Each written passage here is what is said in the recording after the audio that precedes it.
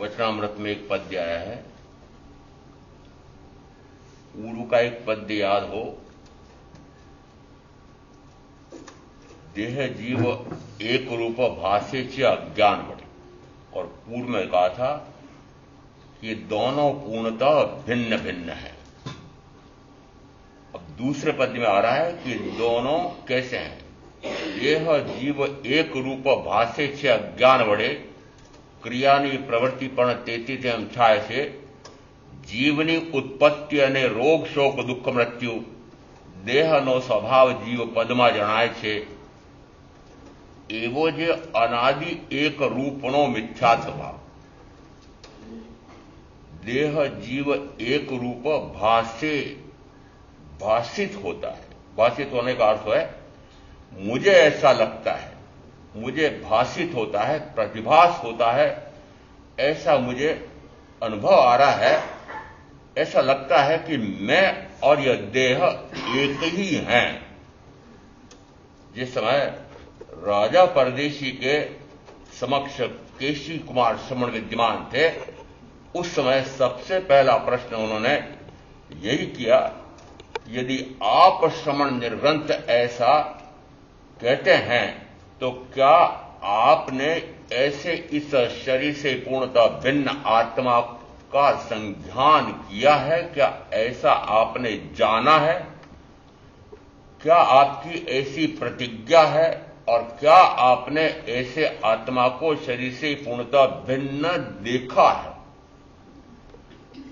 10 प्रश्न आए हैं, परंतु इसमें पहले 3 और 3 में मात्र 2 महत्वपूर्ण हैं।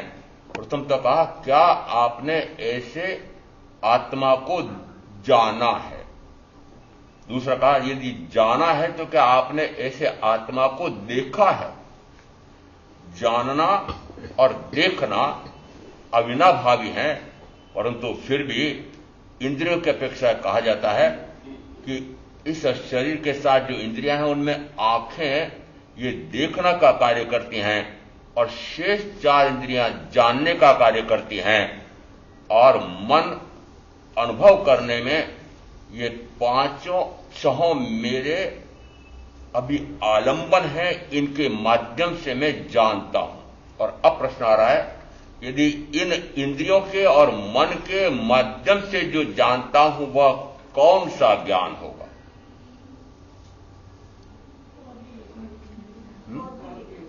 अभी तक क्या जाना? यदि इंद्रियों और मन की सहायता से नंदी सूत्रकार कहते हैं कि वह आत्मा का ज्ञान है, मति ज्ञान है। यदि इंद्रियों की सहायता लेते हैं, मन की सहायता लेते हैं, उसमें भी इंद्रियों के साथ में कहा मन की प्रधानता है। मन मनोवर्गणा का है, वचन वचन वर्णा का है, और काया वर्तमान अपेक्षा से औदारिक वर्गणा की है, और ये वर्गणाएं पुद्गल हैं। यदि इन पौद्गलिक इंद्रियों की सहायता से जाना है, किसको जाना है? आत्मा को। इसे कहा देह जीव एक रूप भाष्य छे अज्ञान बढ़े, कि जब तक यह देह और यह आत्मा दोनों एक रूप भाषित होते हैं, उस समय कहा जाता है कि वह भासमान जो हो रहा है वह अज्ञानता के कारण से, मिथ्या मान्यता के कारण से, फिर यह शरीर अनुकूल है कि प्रतिकूल है, फिर शरीर के साथ जो ये 5 इंद्रियां, उनके सुख पहुंचाने के लिए समक्ष में आया कोई व्यक्ति या विद्यमान वस्तु, यह मेरे अनुकूल है या प्रतिकूल है, ऐसा भाव करके यह जीव अनादि से राग और द्वेष रूप प्रवर्तन करता आ रहा है, प्रवृत्ति करता आ रहा है। देह जीव एक रूप भाष्य छे अज्ञान वड़े, क्रियानी प्रवृत्ति पण तेती तेम छाय छे। क्रिया की प्रवृत्ति किसमें हो रही है? कि क्रिया की प्रवृत्ति तो वस्तुतः इस शरीर में हो रही है, 5 इंद्रियों में हो रही है, परंतु मुझे कैसा लगता है? अपना बता दो, कैसा लगता है? जिस समय शरीर के माध्यम से आपको ऐसा अनुभव आता है कि कहीं वेदना हो रही है, होती है क्या? वेदना होती है क्या? किसकी वेदना हो रही है? किसको हो रही है? वो वेदना तो वस्तुतः उस पुद्गल शरीर में हो रही है, परंतु अनुभव कौन कर रहा है? शरीर कर सकता है, इंद्रियां कर सकती हैं, अनुभव कौन कर रहा है? आत्मा कर। आगे पूछो, कर सकता है आत्मा? जानना, देख रहा है, जानना होता है। अरे दूसरी बात पूछी अभी मैंने, अभी आपसे ये करवा लिया मैंने कि अंदर में जो वेदना हो रही है, वह वेदना का अनुभव आत्मा करता है, ये तो आपने अभी उत्तर दे दिया। अब दूसरा प्रश्न पूछ रहा हूं, क्या आत्मा इस प्रकार के शरीर के माध्यम से होने वाली वेदना का अनुभव कर सकता है क्या? करता रहा हूं महाराज, करती रही हूं। कर तो रहे हो, करती हो, परंतु वस्तुतः मेरा यह अनुभव करने का स्वभाव नहीं है। मैं किसका अनुभव कर सकता हूं? अपने आप का। अच्छा, हो गया क्या? हो गया क्या? हो गया हो तो मानना कि चौथा गुण स्थान, इसका अनुभव किसकी अपेक्षा से, किसकी तुलना में? जो अभी इंद्रियों के माध्यम से इस शरीर में जो वेदना हो रही है, उस वेदना के स्थान पर यदि आत्मसंवेदन हो जाए, आत्मानुभूति हो जाए, आत्मा का अनुभव आ जाए, तो मानना कि चौथा गुण स्थान हो गया है। देह जीव एक रूप भाषे च अज्ञान बड़े, ये दोनों एक रूप भाषित होते हैं। उसका मूल कारण कौन? पूर्व रविवार का यदि ध्यान हो तो मूल कारण कौन? बाह्य अपेक्षा से सारे के सारे कहते हैं कि दर्शन मोहनी, मिथ्यात्वनामा कर्म। परंतु यदि याद रखा हो तो बताओ, उसकी तुलना में कोई दूसरा सूत्र किसी और आगम का दिया था? रूबीबेन आगे बैठी तो बोलेगे।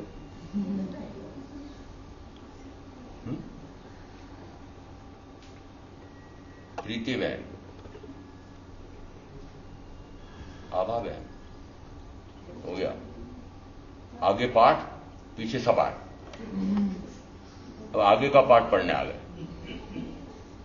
चलो, ये बताएंगे अपने विवेक भाई बताएंगे। मुझे पूछ रहे थे कि कैसे अनुभव करें आत्मा का। मैंने कहा, अभी अनुभव कर रहे हो कि नहीं कर रहे हो? अनुभव कर रहे हो? किसका कर रहे हो? अभी अनुभव कर रहे हो कि यह शरीर मैं हूं, यह शरीर मेरा है, यह पत्नी मेरी है, ये बेटे बेटी मेरे हैं, मकान मेरा है, दुकान मेरी है, धन वैभव मेरा है, भोग साधन मेरे हैं। कभी रटा था? पक्का है ना अंदर में? तो इनको मैंने सलाह दी थी कि अभी आपने अभी तक कभी भी ये सारे रटे तो नहीं है, परंतु अंदर में भाव में पक्का है। तो अंदर में भाव में क्या पक्का करना है? मेरे मुंह से तो बोल दो, घर जाके भले कहना मत पत्नी को, नहीं नहीं मेरी है तू। अभी तो बोल दो, मेरी बहन है। अरे आज घोषणा कर दो सबके सामने। जिस समय महात्मा गांधी को पूर्व जन्म की बात कही कि पूर्व के जन्म में जो तुम इस कस्तूरबा को अपनी पत्नी मानते हो, वो हो सकता है कि तुम्हारी पहले कभी बहन रही हो, कभी माता रही हो। ऐसा सुनते से उन्हें कहा, बस आज से मेरी है माता। आज सबको नियम करा दे, करा दे। आगे आगे बैठे हो और आगेवान हो, इस तीर्थम के आगेवान समझते हो ना, सबसे आगे। तो आज ये अश्विनी भाई का नंबर आ गया। आज इनके ये वो अभी तक मैं गलती से उसको किसी ने मुझे भ्रम में डाल दिया था। भ्रम में डाला था जिस समय मैं ससुराल गया था पहली बार दूल्हा बन करके, तो मुझे उन सास ने, ससुर ने भ्रमित कर दिया, ससुराल वालों ने भ्रमित कर दिया। फिर मैंने देखा अपने घर वालों की तरफ, तो उन्होंने भी कहा, हाँ बेटा अब इसको तुम अपनी पत्नी मानना। फिर एक दूसरों से आंखें मिलाई और आंखें मिला करके बात कुछ नहीं हुई, परंतु एक दूसरे ने हां भरी कि मैं तुम्हें अपनी पत्नी मानूंगा। हां बोलो अश्विन भाई। और उसने भी हां भर दी, मौन में हां भर दी। और अब मैं कह रहा हूं कि आपको उन सारे लोगों ने भ्रमित किया है। मैं आपका भ्रम तोड़ना चाहता हूं कि वह तुम्हारी पत्नी नहीं है। इस जन्म में हमारी माने थोड़ी हमारी देह जीव एक रूप भाष्य अज्ञान बड़े। ये अज्ञान कब टूटेगा, मिटेगा? अज्ञान यानी अज्ञानता से मैंने इस पौद्गलिक शरीर को और पौद्गलिक शरीर से संबंधित पुद्गलों को, आपने उसको पत्नी बनाया। तो मैं अब अश्विनी भाई को पूछ रहा हूं, क्या आत्मा से संबंध किया था? ये उत्तर देते मैं आगे और बात करूं। महाराज, मैंने आत्मा समझ करके तो संबंध बनाया है, कोई शव से थोड़ी संबंध किया मैंने। शव से तो संबंध नहीं किया, आत्मा से किया। पौद्गलिक से आत्मा से किया क्या, पहले बताओ। आत्मा से तो भी नहीं होता। उस आत्मा से संबंध किया हो तो बता दो मुझे। नहीं, यदि आत्मा से संबंध किया हो तो मैं उदाहरण देता हूं। आजकल ये लड़के लड़कियों का अनुपात कुछ गड़बड़ा गया है, लड़कियों का अनुपात घट गया है और लड़कों का अनुपात तुलना में बढ़ गया है। तो जैसे पिताजी देखने गए लड़की पुत्रवधू और घूमते घूमते परेशान हो गए, तो फिर उन्होंने कहा चलो अब जैसी मिली तो कैसी मिली, क्योंकि थोड़ी सी वो काली कलूटी थी, थोड़ी काणी थी, थोड़ी लंगड़ी चलती थी। और अश्विनी भाई को आके बताया, बेटा बहुत समस्या है आजकल, इस कारण से मैंने ऐसी लड़की पसंद की है। हाँ, हाँ ना तो बोलो, आप जो कह सकते, हाँ ना तो बोलो। हाँ, शरीर के साथ ही हुआ ना, पौद्गलिक शरीर के साथ ही हुआ। वस्तुतः यदि ऐसी हो तो क्या नहीं करना? तो फिर अब इनसे पूछ रहा हूं, भाई आत्मा तो है ना। यदि आपने संबंध आत्मा से किया हो तो फिर आत्मा तो है, शरीर कैसा भी हो। वस्तुतः जिन जिन ने जो जो संबंध बना रखे हैं वो सारे संबंध आपने शरीरों से बना रखे हैं, शरीर से बना रखे हैं। और इसलिए कहा कि ये देह जीव एक रूप भाषे छे अज्ञान बड़े, और ऐसा जो आपने संबंध बनाया है वो किसी अज्ञानता में है। और मैंने इसलिए अश्विन भाई को कहा कि आपने जो उस समय मान ली थी बात, उन सब ने आपको भ्रमित कर दिया था। वो भ्रमण तोड़नी क्या आज? हमें नहीं भ्रमित, मैं नहीं भ्रमित हुआ। ये भ्रमित नहीं हुआ। आज मैं कह रहा हूं कि भ्रम में डाल दिया था, और आज मैं इनका भ्रम तोड़ना चाहता हूं कि वो मिट्टी की पुतली है और ये अश्विनी भाई मिट्टी का पुतला है। सड़ने वाला, गलने वाला, सड़ने वाला, गलने वाला, वर्ण में, गंध में, रस में, स्पर्श में निरंतर पर्यायंत्रित होने वाला। कितना ही चाहिए तब भी ये अपने स्वभाव के अनुसार, और साथ में पूर्व कर्म का योग, असातवेदी कर्म का योग, दोनों मिलकर के चाहे कितना ही प्रयत्न करें। और इनका क्या मैं अपने लिए भी कहूं कि कितना ही प्रयत्न करूं, क्योंकि मुझे भी कुछ काल ऐसा हो गया, 2-3 महीने लगातार आप सारे भाई बहन मुझे बोध देते हो, मेरा शरीर का ध्यान रखो, शरीर का ध्यान रखो, जरा शरीर का ध्यान रखो। मेरे को मैं शरीर का कितना ही ध्यान रखूं, मैं लगातार इनको बोलता हूं कि आत्मा का ध्यान रखो, अपने आप का ध्यान रखो, अपने आप का ध्यान, मुझे उपदेश देते हैं शरीर का ध्यान रखो। तो मैं योगी योग में ले जाता है, रागी राग में ले जाता है, द्वेषी द्वेष में ले जाता है, मोही मोह में ले जाता है, वीतरागी वीतरागता में ले जाता है, निर्मोही निर्मोहिता में ले जाता है। आपने कैसे संबंध पाल रखे? आप सबने किससे संबंध पाल रखे हैं? रागी द्वेषी मोहियों से। और अब चाहते हो मैं मुक्त हो जाऊं? रागी द्वेषी मोहियों से जब तक संबंध पाल रखे हैं तब तक माना वो आपने जितने संबंध पाले हैं, माने हैं, वो अज्ञान। देह जीव एक रूप भाषे छे अज्ञान वडे क्रियानी प्रवृत्ति पण તેથી તેમ થાય છે। जीवनी उत्पत्ति अने रोग शोक दुख दारिद्र्य। अब इन 4-5 शब्दों में सारे शब्द गिन लेना कि जो जो इस भाव में आपने कष्ट उठाए हैं, दुख आए हैं, वेदना आई है, परेशानी आई है, प्रताड़नाएं आई हैं, रोग आया है, शोक आया है, दुख आया है, या दारिद्र्य तो कह नहीं सकता क्योंकि आपको दारिद्र्य का है करोड़ों अरबों रुपए, फिर भी कहते हैं कि दरिद्रता तो भाव में पड़ी है। दरिद्रता तो भाव में पड़ी, क्यों पड़ी है? और चाहिए कि नहीं?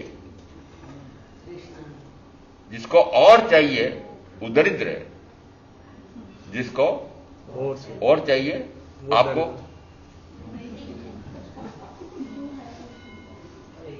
वो पिछले रविवार को बेटा बैठ गया तो मैंने कहा मौन धारण कर रखी है, अब के बैठे अब इससे मैं पूछूं कि और चाहिए तो भिखारी है कि नहीं?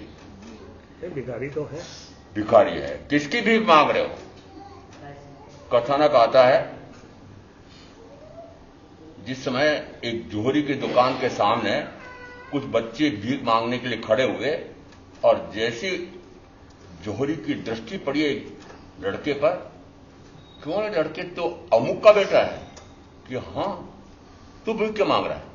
क्या करूं, कुछ भी नहीं है, जो कुछ था घर में वो खा पी लिया, बेच दिया, तो फिर खा पी लिया, सब खत्म हो गया, इसलिए भीख मांग रहा हूं।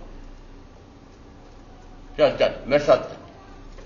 दुकान से उठे और अपने मित्र के घर पर गए। उन्हें पता है कि उनके मित्र चाबियां कहां रखते थे। चाबियां उठाई और गर्भगृह में जाते हैं। गर्भगृह में जाकर के एक अलमारी खोली हीरे, दूसरी अलमारी खोली पन्ने, तीसरी अलमारी खोली माणिक्य, चौथी अलमारी खोली मोती, और आखिर बेटा तो जोहरी का था। देख करके चकाचौंध हो गई। ओहो, एक हीरा भी यदि बेचूं तो लाखों ने करोड़ों की कीमत हो जाती है। उनके पिताजी के मित्र तो जोहरी तो वापस चले गए और जोहरी का बेटा फटाफट उन अलमारियों को बंद करता है और बंद करके ऊपर आकर के जैसे ही बैठा खाना में बैठता है और भिखारी बच्चे आ गए, चलो चलो भीख मांगने चले। जाएगा? क्यों, भूख मिट गई क्या? भूख मिट गई? भूख तो नहीं मिटी ना, फिर क्यों नहीं जा रहा? उसको पता लग गया है कि इतना वैभव मेरे पास है। अब आप सारों को मैं कह रहा हूं, नाम तो आपका आप जानो, में दे दिया मैंने। आप सब क्या कर रहे हो कि 5 इंद्रियों की भीख मांग रहे हो, एक दूसरे से। क्यों मांग रहे हो? वो जो गर्भगृह में अभ्यंतर में जो अनंत ज्ञान, अनंत दर्शन, अनंत सुख, अनंत वीर्य, ऐसे अनंत गुणों का धारक मैं, अपने उन गुणों का ज्ञान और भान नहीं है। इस कारण से बाहर में 5 इंद्रियों का कि भीख मांग रहे हो। कब से? इस भव का नहीं, मैं आकर यहां तक कहता हूं, अनादि से गिनो तो अनंत काल से जिस समय जो इंद्रिय मिली होगी उस इंद्रिय विषय का चक करके भोगा था। और वर्तमान में 5 इंद्रियां पूर्ण मिली हैं, ऊपर उसका राजा मन मिला है, और अब फिर योगानुयोग पूर्व के पुण्य कर्म के कारण से इतना धन वैभव भोग साधन सुख सुविधा सामग्री परिजन मिले हैं। इस कारण से छक करके भोग रहे हो, आकंठ उन 5 इंद्रियों के भोगों में डूबे हुए। हां बोलो, मरोगे? कहां? यदि ऐसा कर रहे हो तो निरंतर चतुर्वृत्ति में डूबना है, चतुर्वृत्ति संसार में डूबना है, निरंतर मरना है। ये जन्मना मरना कितने काल से कर रहे हो? तो अब तक चलता रहेगा? कब तक चलता रहेगा? क्या जन्मन का अंत? कहते हैं हे जीव वचनामृत में, देह की तू जितनी चिंता करता है उतनी नहीं, उससे अनंत गुणी चिंता कर। क्यों? क्योंकि इस मनुष्य भाव में ही भवांत करना है। कौन से भाव में भवाकांत हो सकता है? नरक गति में? बिल्कुल नहीं। तेज गति में? बिल्कुल नहीं। देव गति में? सम्यक देव हो तो, सर्वार सिद्धि का देव हो तो फिर कहां? मनुष्य। अभी आप मनुष्य गति। फिर क्या कर रहे हो? वही चक्कर चला रहे हैं। बस सबसे बड़ी बात यही है, अभी क्या कर रहे हो? यहां जीवनी उत्पत्ति यानी रोग शोक दुख मृत्यु देह नो स्वभाव। ये किसका स्वभाव है? देह का स्वभाव। मेरा जन्म है? नहीं। मेरे रोग है, शोक है, दुख है, दारिद्र्य है, क्या मेरा स्वभाव है? ये सारा मेरा स्वभाव है कि नहीं? इसका अर्थ है कि मैं इस कर्म के निमित्त में मेरे समक्ष आया हुआ कोई व्यक्ति या कोई विद्यमान वस्तु या स्थिति, इनके माध्यम से यदि कोई सुख उपजाने आता है या दुख उपजाने आता है तो उसके माध्यम से सुख और दुख का अनुभव करूं, ऐसा मेरा गुण नहीं। विवेक जी को पूछा था मैंने, गुण किसका है? गुण तो पुद्गल का ही है, परंतु पुद्गल अनुभव कर सकता है या नहीं? अनुभव तो मैं करता हूं, अनुभव मैं करता हूं, बस वही गलती हो रही है कि मैं उसका अनुभव पौद्गलिक सुख और पौद्गलिक दुख का अनुभव कर नहीं सकता। पर में कर्तृत्व हो ही नहीं सकता, पर में कर्तृत्व हो ही नहीं सकता। मैं पर में कोई भी कार्य कर नहीं सकता। पर में पर का कार्य नहीं कर सकते है? नहीं कर सकते। ये नए नए कल आए थे 2-4, वो एक मेघा बहन कहती है नीमच वाली, मैंने ऐसा बढ़िया बल सौष्ठव वाला वो सुमन नाम का बेटा उत्पन्न किया है। तुमने उत्पन्न किया? किसने उत्पन्न किया? मेरी कोख से जन्मा, मैंने उत्पन्न किया? मैंने किया? किसने किया? यदि कहो तो नाम गोत्र कर्म के उदय से, और दूसरा कहो कि यदि वो बना है तो मिट्टी से। मूलतः किससे बना? किससे? आप सबको पता है? अरे आप सबको पता है क्या? किसे बनाई? मिट्टी से। खाता क्या है? बनाता क्या है? मिट्टी। जाएगा कहां? फिर क्यों इचरा रहे हो? फिर क्यों इचरा रहे हो? इसका अर्थ है कि यदि ऐसा मुझे भाषित होता है कि ये पर में मैं कार्य कर सकता हूं, तो पर में मैं कार्य कर सकता हूं, ऐसा कर्तृत्व का अभिमान जो मिथ्याभिमान है। क्यों? क्योंकि मैं पर में कुछ भी करने में समर्थ नहीं हूं, पर नहीं हूं तब भी कहता हूं मैं करता हूं। इसका अर्थ है कि ऐसा कहने वाला वह ही मिथ्याभिमानी माना जाएगा। कर नहीं सकते और कहता हूं मैं करता हूं, यही मिथ्या भ्रमणा है। देह जीव एक रूप भाषे છે અજ્ઞાન વડે ક્રિયાની પ્રવૃત્તિ પણ જેથી તેમ થાય છે। જીવની ઉત્પત્તિ અને રોગ શોક દુઃખ મૃત્યુ દેહનો સ્વભાવ જીવ પદમાં જણાય છે। એવો જે અનાદિ એક રૂપનો મિથ્યાત્વ ભાવ, ये मिथ्या भाव कब से है? अनादि कितना काल लगेगा मिटाने में?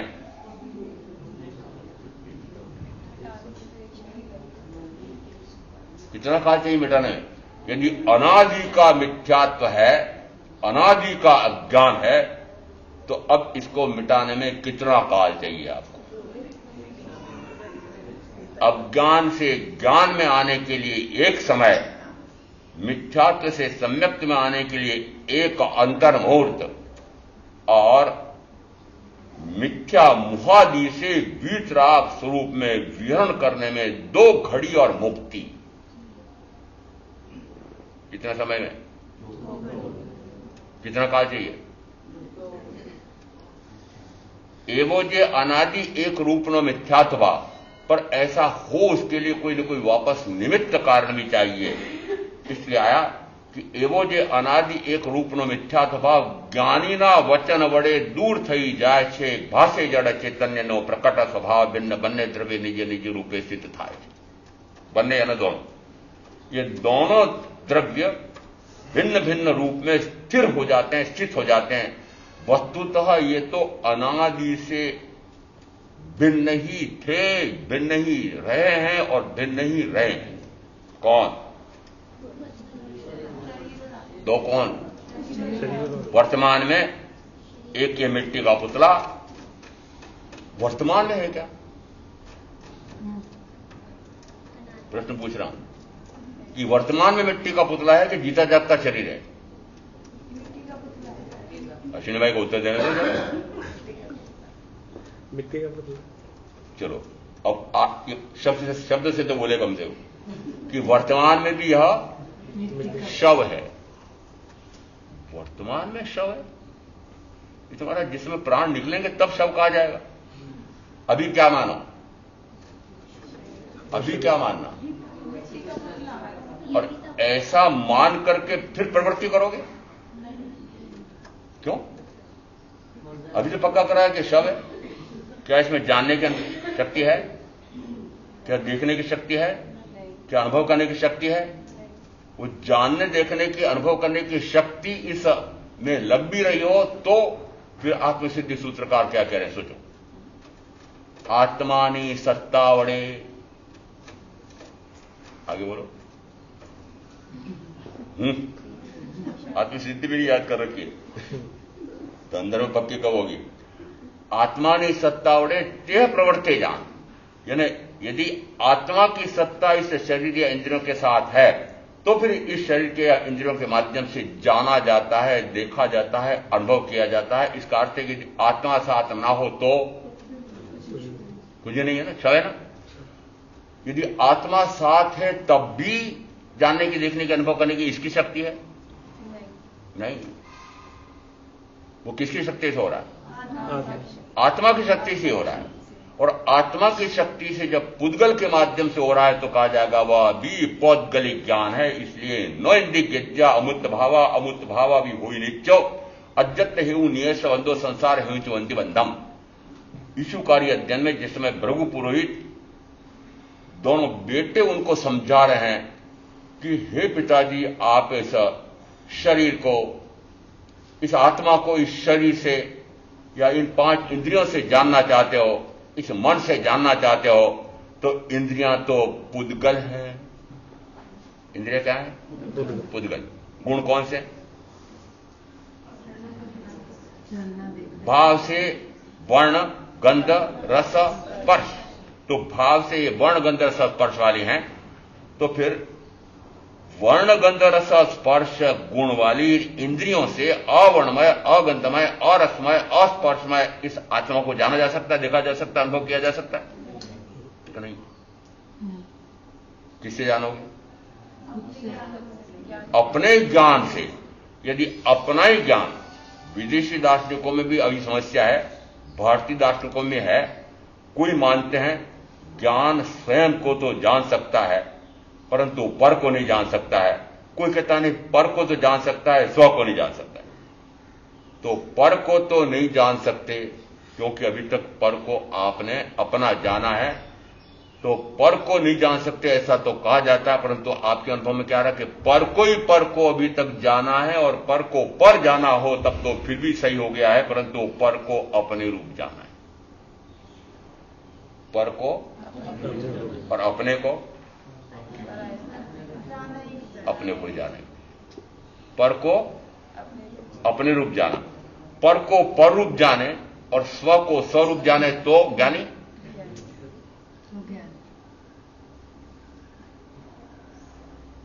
पूछना पड़ेगा मुझे प्रीति में। पर को पर रूप जाने, स्व को स्वरूप जाने, यानी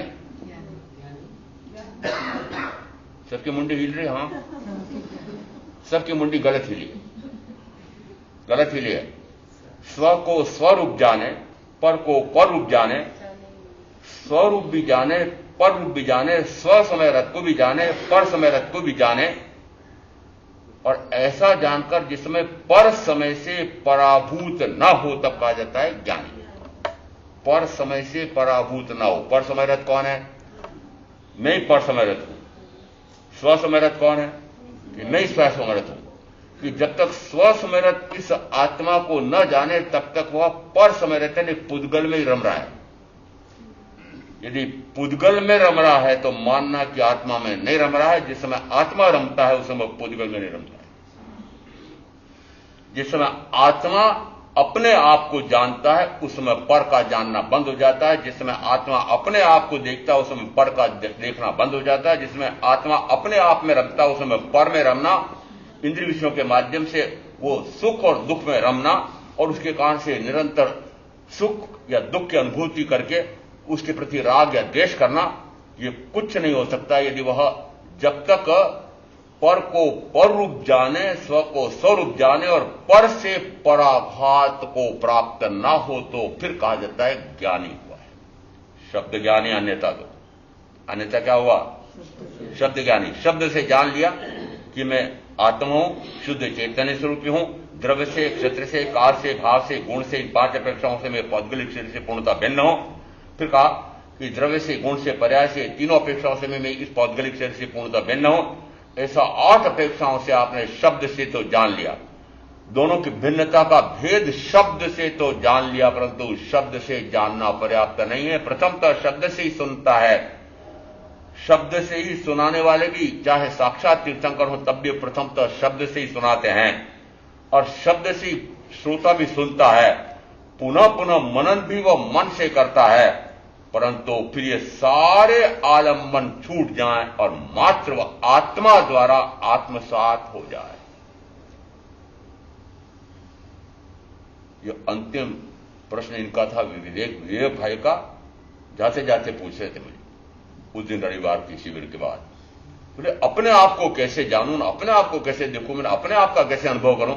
मैंने कहा अभी जान रहे हो कि नहीं, अभी देख रहे हो कि नहीं, अभी अनुभव कर रहे हो कि नहीं? कि हां, अभी जो जो कर रहे हो बंद कर दो, अभी जो जो कर रहे हो वो बंद कर दो, क्या हो जाएगा?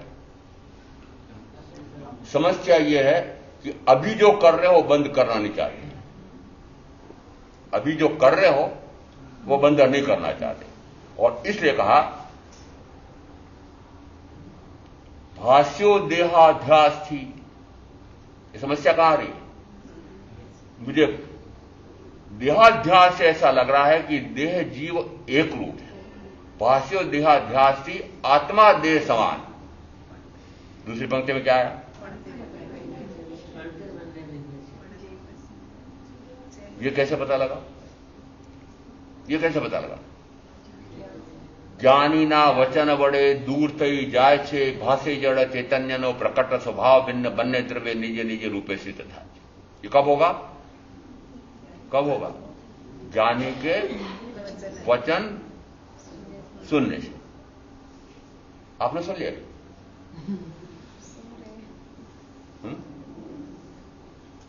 सुन लिया है क्या? अभी नहीं सुना है। क्यों? सुनना कब सार्थक होता है? कि सुन ले, फिर श्रद्धान हो जाए, फिर अवगाढ़ श्रद्धान हो जाए, परमावगाढ़ श्रद्धा हो जाए, ऐसी श्रद्धा हो कि अब उसमें मुझे हिलना ही नहीं है। जैसा तीर्थंकर परमात्मा ने, सदगुरु ने समझा है तत्व का स्वरूप, वैसा ही मैंने अंदर में पक्का कर लिया, अवगाढ़। और अब पक्का कर लिया है, इसका बाहर में प्रमाण कौन देगा? क्योंकि प्रमाण देगा चारित्र। चारित्र क्या प्रमाण देगा? कि फिर पर को पर रूप जानेगा, अपने को अपना रूप जानेगा, फिर पर में रमना बंद करेगा, अपने आप रमना हो जाएगा। पर का कर्तृत्व बंद हुआ तो अपने आप का कर्तृत्व, चेतन जो निज भाना। आगे बढ़ो अश्विनी भाई, इनको हटाने पड़ेगी। चलो पूर्ति करो, ये करेंगे अरुण भाई। चेतन जो निज भानवा, चलो बोलो, कर्ता। आगे चेतन नहीं निज भानमा, कर्ता कर्म प्रभाव। चेतन नहीं निज भानमा, कि जिसमें चेतन स्व के भान में रहता है, अपने स्वयं का ज्ञान और भान होता है, जिसमें अपने स्वयं के भान में रहता है, उसमें तो कहा जाता है वह स्वभाव है। और जिसमें पर में जाता है उस समय प्रभाव। जिसमें स्व का भान होता है उसमें स्व का कर्ता होता है, और जिस समय पर का भाव होता है उसमें पर का कर्ता होता है। तो स्व का कर्तृत्व और पर का कर्तृत्व दोनों में भिन्नता है कि जब तक पर में कर्तृत्व हो रहा है तब तक कर्म का कर्तृत्व है। कर्तृत्व से कर्तव्य जोड़ना। जब तक पर में कर्तृत्व हो रहा है, और फिर पर को तय करो, पर कौन, पराया कौन, ये भी तो तय करना पड़ेगा। अब गिनती सारी अश्विनी भाई बताएंगे। पराया कौन कौन, आज गिनती कर दो सब। और ये यहां नहीं बोलना, घर जाके बोलना वापस, और अंतरतम से बोलना है। क्या बोलोगे? ये शरीर ही मैं नहीं हूं,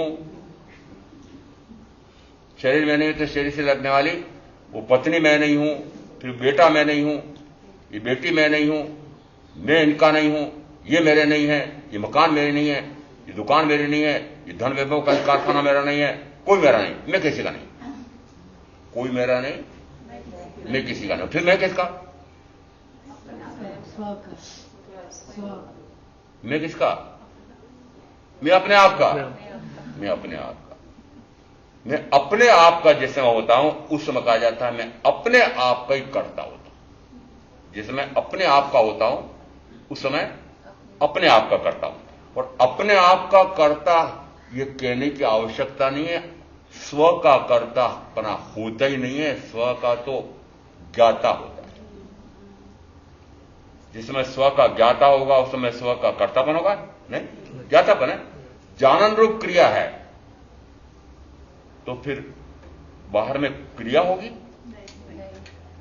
जिस समय जानता है उस समय करना नहीं है, और जिस समय करना है उस समय जाना नहीं है। इसका अर्थ है कि जानना और करना में दोनों भिन्नता है। जानना जहां है वहां करना नहीं है, और जहां करना है वहां जानना, और करना है तो मरना है। कहां करना है? पर में करना। अभी तक इस भाव में जिसकी जितनी आयुष पूरी हो गई है जरा हिसाब लगा लेना, आज घर जाके लगाना कि अभी तक किस किस का काम किया है। तो सूची बनाओगे तो निश्चित रूप से उसमें आत्मा नाम का तो शब्द कहीं नहीं मिलेगा। सारे कौन से होंगे? सारे पुद्गल। किसका काम किया? पुद्गल का किया। अब दूसरा प्रश्न पूछ रहा हूं, क्या पुद्गल अपंग है? अपंग है ना, वो स्वयं कुछ नहीं कर सकता। पुद्गल स्वयं कुछ कर सकता है कि नहीं? पुद्गल करता है कुछ? क्या करता है? पुद्गल करता है अपने गुणों में अपना कर्तृत्व करता है। कौन से गुण? यहां कहा कि यदि भाव से यह जीव, भाव से यह शरीर कैसा है कि अनंत वर्ण, अनंत गंध, अनंत रस, अनंत स्पर्श है, तो निरंतर क्या करेगा? वर्ण में, गंध में, रस में, स्पर्श में, निरंतर वर्ण में, गंध में, रस में, स्पर्श में पर्यायंतर करेगा। यदि ये स्वयं अपने गुण में निरंतर परिणमन कर रहा है, अब ये कहता है तुम कौन होते हो मेरे पास हस्तक्षेप करने वाले? कौन कह रहा है? मेरे काम में तुम हस्तक्षेप करने वाले कौन आ गए? कौन कह रहा है? पुद्गल। उत्तर दो, इस पुद्गल को उत्तर दो, इस पौद्गलिक शरीर को उत्तर दो। ये कहता है तुम कौन होते हो? मैं अपना काम कर रहा हूं। अच्छा, कर रहा है कि नहीं कर रहा है? जिस समय आत्मा इस शरीर को छोड़कर चला जाएगा तब सरना करना होता रहेगा। वर्ण गंध रस में परिवर्तन अभी नहीं हो रहा है, तो फिर क्यों मान रखा कि मैं करता हूं? ये अपने स्वभाव के अनुसार, अपने स्वभाव के अनुसार, यानी ये शेष जितने हम चार अस्तिकाय मानते हैं, इन चार अस्तिकाय में निरंतर प्रत्येक अस्तिकाय अपने गुण में प्रति समय विहरण कर रहा, अपने गुण में।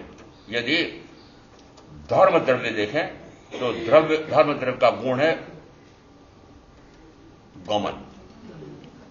गमन यानी पुद्गल और जीव ये दोनों गमन करना चाहें तो गमन करने के लिए निरंतर ये सहायभूत सहायभूत सहायभूत सहायभूत एक समय के लिए भी रुकता नहीं है। प्रत्येक यानी पुद्गल कितने? अनंत। जीव कितने? अनंत। इन सबको ये सहायता दे रहा है। सबको कितनी शक्ति? इस सबको सहायता दे रहा है। किसमें सहायता दे रहा है? गमन करने। गमन कौन कर रहा है? इसका अर्थ है कि गमन करने की शक्ति तो पुद्गल में है नहीं। अपेक्षा से कहेंगे इस शरीर में स्वयं में अपनी गमन करने की शक्ति हो सकती है, परंतु अभी जो गमन हो रहा है वह इस शरीर के साथ होने से ये दोनों एक साथ गमन करते हैं। इसका अर्थ हुआ कि गमन करने की शक्ति पुद्गल और जीव दोनों में अपनी अपनी है। क्या ये गमन करा सकता है कि नहीं?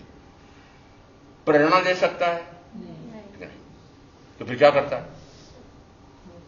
मात्र निमित्त। इसका अर्थ हुआ कि धर्म द्रव्य निरंतर अपने उस स्वभाव में रहता है, अधर्म द्रव्य निरंतर जीव और पुद्गल को स्थिर होने में सहायभूत, आकाश द्रव्य निरंतर पांचों द्रव्यों को अपने आप को भी अवगाहना आधार देने वाला निरंतर आधार दे रहा है, अनादि से अनंत काल तक। फिर काल निरंतर वर्तना गुण प्रति समय निरंतर कर रहा है। यह बात निश्चित है कि गणना करने वाला मात्र मनुष्य है, और मनुष्य क्षेत्र में गणना हो सकती है इस अपेक्षा से यहां है, परंतु काल तो लोक में भी अनादि से प्रवाहमान है और अलोक में भी अनादि से प्रवाहमान है और अनंत काल तक प्रवाहमान होता रहेगा। परंतु गिनती करने वाला कौन? मात्र मनुष्य। ये देवी देवताओं ने गिनती कर रखी होगी कि नहीं कि मेरी 10,000 वर्ष न्यूनतम और 33 अग्रपम अधिकतम आयु है, और अब आयु पूरी होने वाली, इतनी पूरी हो गई है, इतनी और बाकी है। उनकी गणना किसने की? ये टीनेज की गणना किसने की? गणना करने वाला कौन हुआ? इसका अर्थ है कि काल द्रव्य भी निरंतर गणना करने में सहायभूत भी नहीं कहता मैं, मात्र साक्षी रूप में विद्यमान होता है कि इसकी साक्षी में मनुष्य गणना करता है। तो जो जो पर्याय इस जीव के गुण में, जो जो पर्याय इस पुद्गल के गुण में परिवर्तित हो रही थी, एक एक समय की पर्याय, वर्तमान की पर्याय, भविष्य में होने वाली पर्याय, ये सारी पर्याय कहां पर संचित हैं? तो कहा जाता है कि इस काल में संचित हैं। वो काल को पता है कि मेरे पास इतने संचित है? काल तो पुद्गल है। संचित कौन कर रहा है? वो संचित भी जीव कर रहा है। टंकित कौन कर रहा है? टंकित भी जीव कर रहा है। फिर वापस उकेर करके और उसमें स्थिर कौन रख रहा है? वो भी जीव कर रहा है। फिर पुनः उसमें से निकाल करके कंप्यूटर में भर रखा है, वापस निकाल करके कि ये पर्याय मेरे पहले हो गई थी, वो निकालेगा कौन? समझ में आ रही? महत्ता किसकी समझ में आ रही है? महत्ता किसकी है? जीव की महत्ता है। और ये जीव इतना महत्वपूर्ण है कि पांचों द्रव्य क्या कार्य कर रहे हैं ये जीव जान सकता है, और इन पांचों मूर्खों को ये पता नहीं कि मैं क्या कर सकता हूं। कौन? ये पांचों मूर्खों को ये पता नहीं कि मेरा क्या स्वरूप है और मैं क्या कर सकता हूं। चाहे मां मूर्ख अज्ञानी, परंतु ये अपने कार्य करने में एक समय भी चूकते और मैं बड़ा बुद्धिमान, बड़ा कुशाग्र, हाँ देखो, बड़ा ज्ञानवान, बड़ा विचक्षण, बड़ा विलक्षण। कौन? मैं आत्मा। और कर क्या रहा हूं? कर क्या रहा हूं? कि ये 5 कर रहे हैं वैसा नहीं, ये मूर्ख जैसा कर रहे हैं वैसा भी नहीं कर रहे हो, वैसे करने लग जाओ, जैसा करने लग जाओ। यदि धर्म अधर्म, आकाश काल और पुद्गल ये निरंतर अपने स्वभाव में ही निरंतर पर्यायंत्रित हो रहे हैं, एक समय के लिए भी रुकते नहीं। यदि ये 5 इस प्रकार के द्रव्य हैं तो मैं भी तो ऐसे ही द्रव्य हूं। ये 5 अपने अपने गुणों में ही परिणत होते हैं, ये 5 अपने गुणों के कर्ता होते हैं, ये 5 अपने गुणों के भोक्ता होते हैं। तो फिर मैं किसका हो सकता हूं? फिर अपने आप का हो सकता हूं। तो फिर अभी से पता नहीं लगा क्या? मैं अपने गुणों का कर्ता हो सकता हूं, मैं अपने गुणों का भोक्ता हो सकता हूं, अभी तक पता नहीं लगा। कब से आ रहे हैं महाप्रभु के पास? वर्षों से आ रहे हो, ये पक्का नहीं होगा? पूछता हूं मैं, महाप्रभु पूछता हूं, पक्का नहीं हुआ इनको? महाप्रभु कह रहे यही जाने, बोल नहीं पाते, यही जाने, मैं कैसे जानूं ये कहां जा रहे हैं? तो मैं बाहर से तो इनकी प्रवृत्ति जान करके कह सकता हूं कि अभी भी इनको पक्का हुआ नहीं। ये गंगा गए गंगादास और गटर गए गटरदास। गंगा गए ने ऐसे श्रीमद राजचंद्र आराधना भवन में आकर के क्या प्रवचन श्रोता बनकर के ऐसे बैठे हुए हैं, क्या ध्यान में मग्न हो जाते हैं जिस समय ध्यान कराते हैं महाप्रभु, और यहां से शुद्ध होकर के कहां शुद्ध होंगे? शुद्ध स्थान पर आया ना, शुद्ध वचन सुने ना, तो शुद्ध होकर के और जैसे वापस गए तो वापस गए। मैंने देखा था पहले सिंगोली का मेरा पहला चतुर्मास था, मैं जंगल गया था, मेरे आगे आगे एक गधा था, वो नाले के पानी में छप करके शुद्ध होकर के बाहर निकला, और जैसे ही बाहर निकला पीठ पर खुजली चली और पुनः उस गंदगी में लोटपोट। तो मैंने उसको नाम दिया, अब आपका नाम आप चुन लेना, कि जैसे यहां से जाओगे वापस 5 इंद्रियों की खुजली चलेगी और फिर वापस वहां लोटपोट। इसका अर्थ है कि यहां आकर के शुद्धि हुई तो गंगा गए गंगादास और गटर गए। अच्छी में हाथ तो कर दो, क्या करना? अब नहीं, क्या? अब निरंतर शुद्ध शुद्ध शुद्ध शुद्ध शुद्ध शुद्ध ही शुद्ध जाप होता जाएगा। क्या अर्थ निकला? इस समस्त शुभाशुभ से परे मात्र शुद्ध स्वभाव में विहरण हो तो शुद्ध का कर्तृत्व भोक्तृत्व नहीं कहा जाता। शुद्ध शुद्ध मेरा स्वयं का गुण है। कर्तृत्व भोक्तृत्व किसका होता है? अशुभ का, शुभ का, राग का, देश का। तो कर्तृत्व किसका होता है? कर्तृत्व जिसका होता है वो विभाग है, विभाव का कर्ता होता है, विभाव का भोक्ता होता है। स्वभाव का कर्ता और स्वभाव का भोक्ता नहीं कहा जाता है। जिस समय मोक्ष का उपाय है, ऐसा पूरा होने के बाद फिर बोध बीज की प्राप्ति में आया। सदगुरुना उपदेश थी आयु अपूर्व भान।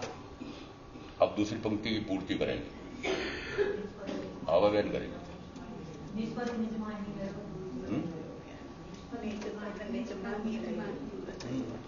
सदगुरुना उपदेश थी आयु अपूर्व भान। दीपिका को प्रभु निज दीपिका प्रभु नहीं बोलने नहीं आते। निज पद निज माही लयूं दूर थयूं अज्ञान। निज पद निज माही। निज पद यानी कौन सा? निज पद जिन पद एकता भेद भावना गाय। निज पद कौन सा? आत्मपद। जिन पद कैसा? वो जिनेश्वर परमात्मा। तो जिनेश्वर परमात्मा और मैं भिन्न हूं? दो एक व्याख्या प्रकृति में जिस समय जीव का स्वरूप पूछा था उसमें कहा अनंत ज्ञान पर्यावान, अनंत दर्शन पर्यावान, अनंत चारित्र पर्यावान, अनंत लघु गुरु पर्यावान, अनंत अलघु गुरु पर्यावान। तो संसारस्थ अवस्था में से कहा लघु गुरु और वस्तुतः अलघु गुरु पर्यावान। फिर पूछा सिद्ध का स्वरूप कैसा? क्योंकि अनंत ज्ञान पर्यावान, अनंत दर्शन पर्यावान, अनंत चारित्र पर्यावान। संसारस्थ अवस्था में थे तब तक अनंत लघु गुरु पर्यावान और वस्तुतः अब अनंत अलघु गुरु पर्यावान। इसका अर्थ है निज पद जिन पद एकता। किससे एकता करनी है? अभी किससे एकता कर रखी है? अभी किससे साठ गांठ कर रखी है? किससे जोड़ कर रखा है? किससे गठ जोड़ कर रखा है? किससे गठबंधन कर रखा है? वो जिस जिससे आपने गठबंधन कर रखा है वो कर्म का बंधन है। जिस जिससे गठबंधन, प्रिंसिपल बता दो क्या? मुझे पता है। प्रीति जोड़ी थी, किसे जोड़ी थी? आज बोल तो दो कम से कम। प्रीति जोड़ी थी, 7 बार तो बोली थी और 7 बार एक दूसरे के चक्कर लगाए थे। और मुझे ज्ञात है, ये उधर जयपुर राजस्थान की मान लेता हूं मैं, कि जिस समय ये दोनों पति पत्नी को एक दूसरे से बंधन में बांधा था तो कच्चे सूत से लच्छे से बांधा था। याद कर लो, लच्छे से बांधा था। और अब मैं देख रहा हूं कि ये इतने वर्ष हो गए वो कच्चा सूत वो लोहे की सांकल बन गया है। टूट रहा है, आज तोड़ दे। करूं, कुछ हाथ तो करवा दो। आपका हाथ करवाना मैंने ये लाइन में आ जाना। अरे वाह, आना बताना, पर हाथ तो कर दो पहले। इसका अर्थ है कि जो जो आपने गठबंधन कर रखा है, वो गठबंधन गाढ़ से गाढ़तर गाढ़तर गाढ़तर गाढ़तम, प्रीति गाढ़ से गाढ़तर गाढ़तर गाढ़तम। तो फिर प्रीति जिस समय गाढ़ से गाढ़तम गाढ़तम, उस समय जाएगी ठेठ छट्टी में, और फिर इनके वो साथी नारकी में साथ। कहा जाओगे? प्रीति का फल, प्रीति का फल, प्रीति का फल क्या? कि छठी सातवीं नार की, छठी बहनों के लिए थोड़ी सी कृपा कर रखी बुजुर्गों ने कि इतने क्रूर परिणाम नहीं कर सकते, इसलिए इनका छठी से आगे नहीं जा सकती। शरीर से कोमल है, स्वभाव से कोमल है, इस कारण से इस प्रकार के क्रूर नहीं हो सकते। एक आध दो छोड़ दो, वो महारानी झांसी की रानी को छोड़ दो, और वर्तमान के युग की झांसी की रानी वो इंदिरा गांधी को छोड़ दो। बाकी तो इतना क्रूर परिणाम आ नहीं सकता है। इसका अर्थ है कि जिस समय ये गठबंधन करते हैं, उस समय ये नहीं सोचते हैं कि सारा गठबंधन झूठा है। ये सारा जो बंधन कर रखा है, ये सारा बंधन कर्म का है। कर्म का कर्तृत्व करना मेरा स्वभाव है क्या? प्रमाण दो आत्मसिद्धि का। कर्ता,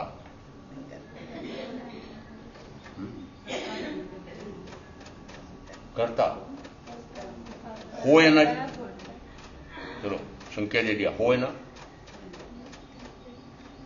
होए न चेतन प्रेरणा, कौन ग्रहे तो कर्म, जड़ स्वभाव नहीं प्रेरणा, जो विचारी धर्म, जो चेतन करतु नथी थता नथी तो कर्म, तेथी, मूल बात यही आ रही अभी, तेथी सहज स्वभाव नहीं, तेमज नहीं जीव धर्म। कौन सा? मैं इन कर्म रगणा के पुद्गलों को निमंत्रण देकर के कर्म रूप परिणत करने के लिए इनको बुलाऊं, ऐसा मेरा स्वभाव नहीं। तेथी सहज स्वभाव नहीं, तेमज नहीं जी धर्म, कि मेरा धर्म नहीं है, मेरा गुण नहीं है। कौन सा गुण नहीं है? पर में कर्तृत्व मेरा गुण ही नहीं है। पर में कुछ मैं कर सकता हूं, ऐसा मेरा गुण नहीं है। किस में कर सकता हूं? जिससे अन्य द्रव्य अपने अपने गुणों में ही परिणत हो रहे हैं, ऐसी मैं भी अपने गुणों में ही परिणत हो रहा हूं। ऐसा जिस समय सदगुरु के माध्यम से केवल विज्ञप्त वाणी सुनता है, उस समय अंदर में पक्का होता है। और जब अंदर में पक्का होता है तो कहा चेतन जो निज भानमा करता आप स्वभाव। तब क्या हो जाएगा? अपने आप का कर्ता हो जाएगा, और अपने आप का कर्ता होगा तो अपने आप का भोक्ता होगा। उत्तराजन सूत्र में एक गाथा मिलती है, अप्पा कत्ता विकत्ताय दुहाणय सुहाणय अप्पा मित्तम अमित्तम च दुपट्टिह सुपट्टिह। यह आत्मा अपना ही शत्रु है, अपना ही मित्र है। जिस समय वह ऐसा कार्य करता है कि जिससे पुण्य कर्म का बंध होता है, उस समय कहा जाता है वह अपना ही अपने आप का मित्र हो जाता है। क्यों? क्योंकि उस दूसरे जीव को सुख पहुंचाया आदि, उस कारण से वह अब पुण्य का उपार्जन करता है, और उसके कारण से उसे इस प्रकार के मित्र मिलेंगे, सुख पहुंचाने वाले व्यक्ति मिलेंगे, वस्तु मिलेगी। और ये उल्टा कार्य किया तो उल्टा है ना। यदि दूसरे के प्रति द्वेष किया है, हिंसा की है, दुख दिया, उसको कष्ट पहुंचाया है, तो सुख दिया सुख होते हैं, दुख दिया दुख हो।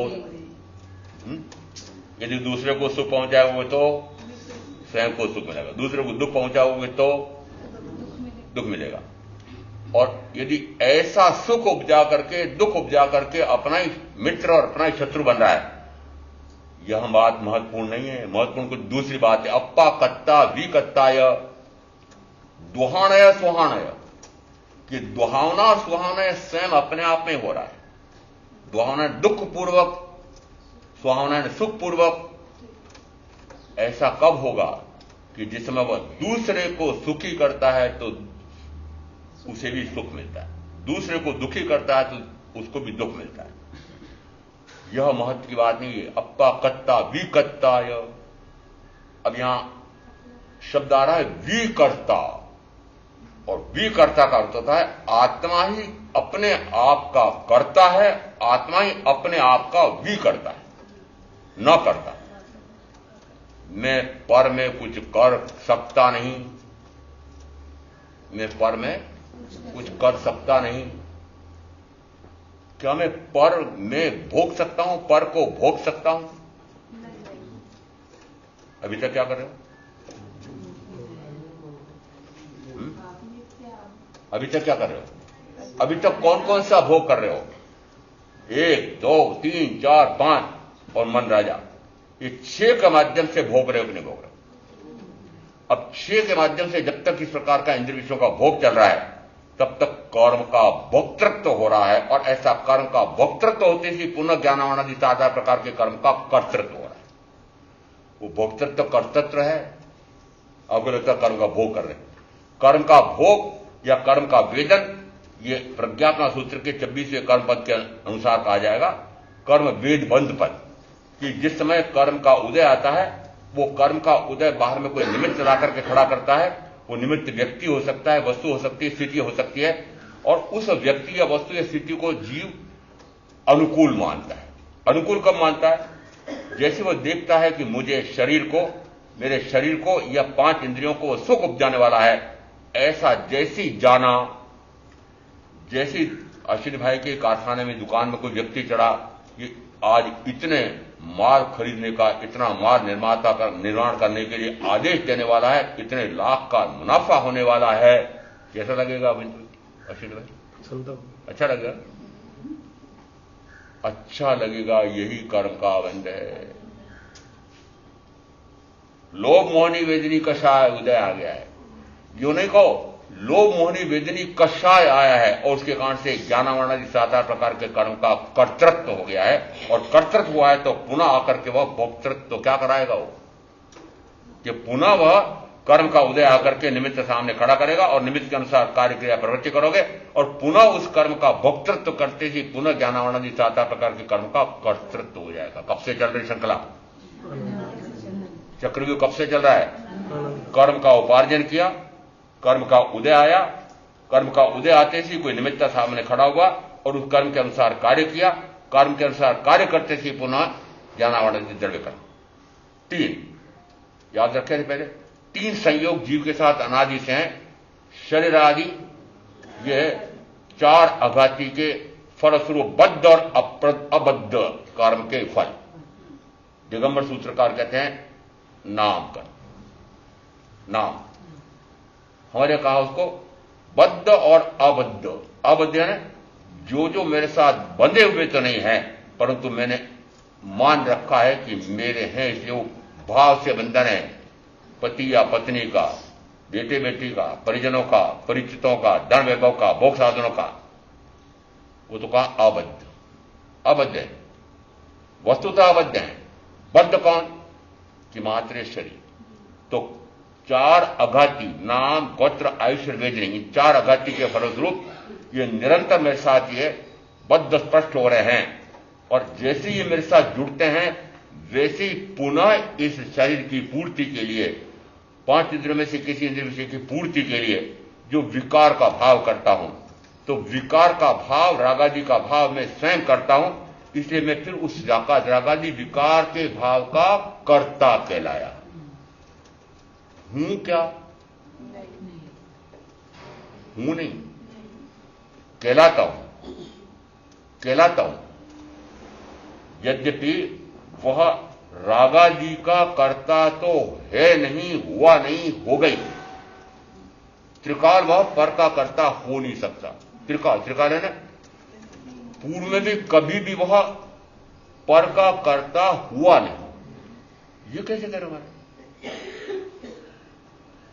उसको कहा जाएगा निश्चय नय से परमार्थता में पर का कर्तृत्व कभी कर ही नहीं सकता था। वो करता था, तब भी ज्ञानी कहते हैं कि अभी भी ऐसा मानो कि अज्ञान दशा में भी मैंने वह पर का कर्तृत्व किया था, अपने आप को अकर्ता उस समय भी भाषित करो। अकर्ता प्रतिभासो। अज्ञानी भी जिस समय पर का कर्ता होता है तो कहा जाता है कि अज्ञानी भी पर का कर्ता नहीं हो सकता। क्यों? क्यों? ऐसा ही स्वरूप है कि प्रत्येक द्रव्य अपने गुणों का ही कर्तृत्व कर सकता है, अपने गुणों का ही भोक्तृत्व कर सकता है, अपने गुणों का ही कर्ता और अपने गुणों का भोक्ता हो सकता है। पर द्रव्य का और पर गुण का वह कर्ता और भोक्ता हो ही नहीं सकता है। आज क्या तय किया?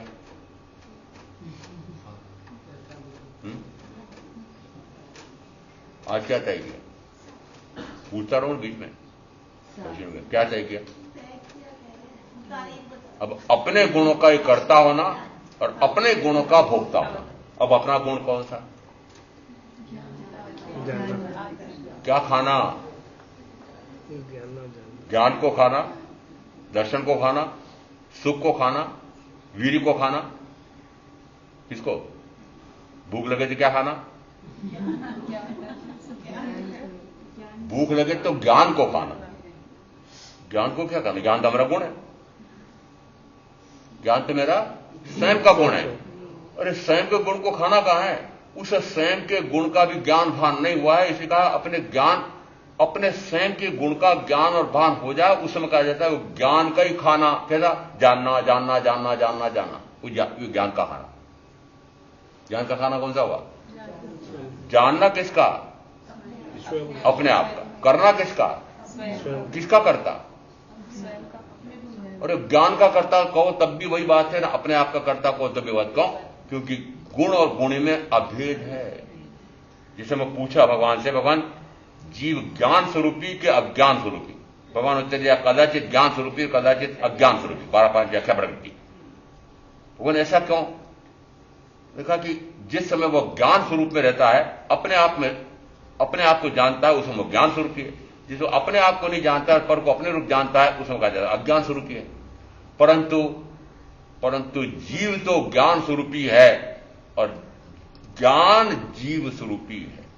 ज्ञान जीव स्वरूपी है और जीव ज्ञान स्वरूपी। दर्शन जीव स्वरूपी है और जीव दर्शन स्वरूपी है।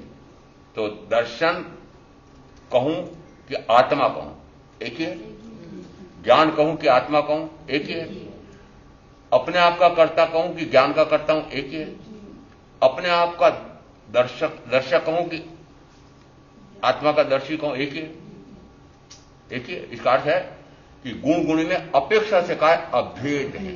गुण और गुणी को कभी पृथक किया जा नहीं सकता है। व्यवहार में हम बोलते हैं यह मिश्री है, यह इसका मिठास नाम का गुण है आदि। उदाहरण देते हैं, क्या मिश्री को मिठास से अलग और मिठास को मिश्री से अलग? यदि मिठास निकाल दे तो क्या बचेगा? उस गुणी का अभाव आ जाएगा। गुणों के अभाव से गुणी का अभाव आता है।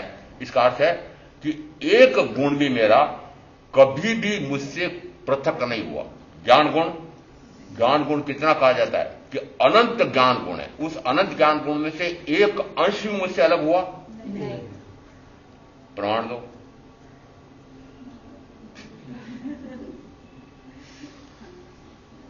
दो 10 व्याख्या प्रकृति में आया था कि जीव का स्वरूप कैसा।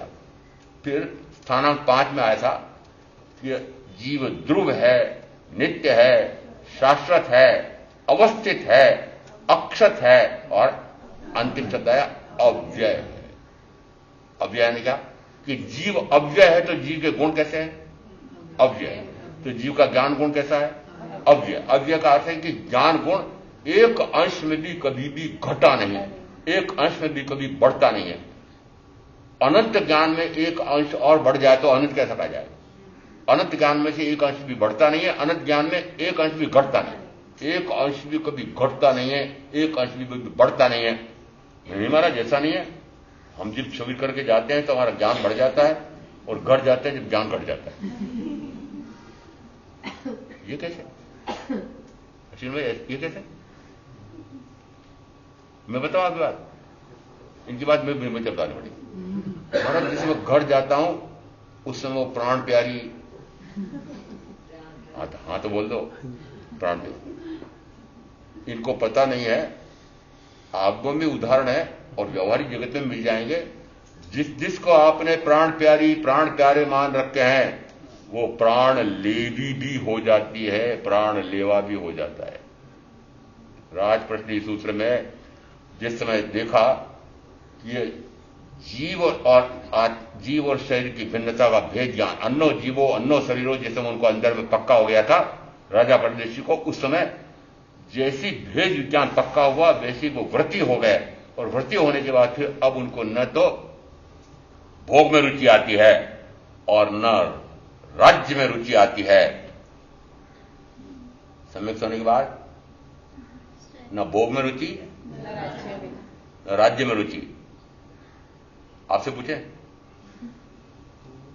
अच्छा, मैं क्यों पूछूं? अपने आप को पूछना और अपने आप को उत्तर देना कि क्या अब निरंतर भोग में रुचि, राग में रुचि घटती जा रही है? यदि निरंतर घटती चली जा रही है, निरंतर का अर्थ होता है एक समय भी विक्षेप नहीं आ रहा है, कभी घट जाए कभी बढ़ जाए, कभी एक घट जाए कभी दूसरा बढ़ जाए, ऐसा नहीं, निरंतर घटता जा रहा है। क्या? विकार का भाव निरंतर घटता जा रहा है। विकार में मात्र राग द्वेष नहीं, विकार का अर्थ होता है शुभ और अशुभ दोनों। तो शुभ और अशुभ दोनों निरंतर घटते चले जा रहे हैं। दीपिका प्रभु भई याद आती है मुझे, महाराज आपने जब से कहा कि पुण्य भी कर्म का है, बंदी है, और पुण्य के बल से भी गति भ्रमण होता है और गति कोई सुखदायक नहीं है, तो अब यदि कोई भिखारी आ जाता है तो रोटी देने में भी हाथ रुक जाते हैं। मेरे को गलती हो गई, क्यों? अच्छा क्यों? आप पूछो क्यों? इसलिए कि क्या राग घट गया, क्या देश घट गया, क्या कषाय घट गए, क्या पति से प्रेम घट गया? निरंतर घट रहा है। उनका पाप तो घट नहीं रहे हैं और पुण्य को घटाने बैठ गए, पुण्य को मिटाने बैठ गए। ये उल्टा हो गया। यदि राग भी हे कहा जाता है, देश भी हे कहा जाता है, और साथ में कहा कि पुण्य भी हे ही है, तो दोनों बराबर है? नहीं है, दोनों बराबर नहीं है। ये राग और देश, ये अशुभ, ये शुभ की अपेक्षा से तो हे से हे तम निकृष्ट से निकृष्ट है, परंतु इन दोनों में तुलना की अपेक्षा से क्या कहेंगे कि पाप से पुण्य श्रेष्ठतर है। पाप कर्म की अपेक्षा से पुण्य श्रेष्ठतर है। पाप में क्रिया से, पाप का कर्ता होने से पुण्य का कर्ता श्रेष्ठतर है, परंतु संपूर्ण निर्जरा की अपेक्षा से अब बोलो।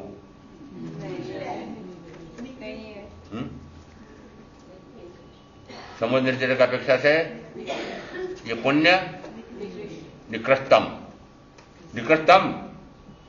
किसकी अपेक्षा से?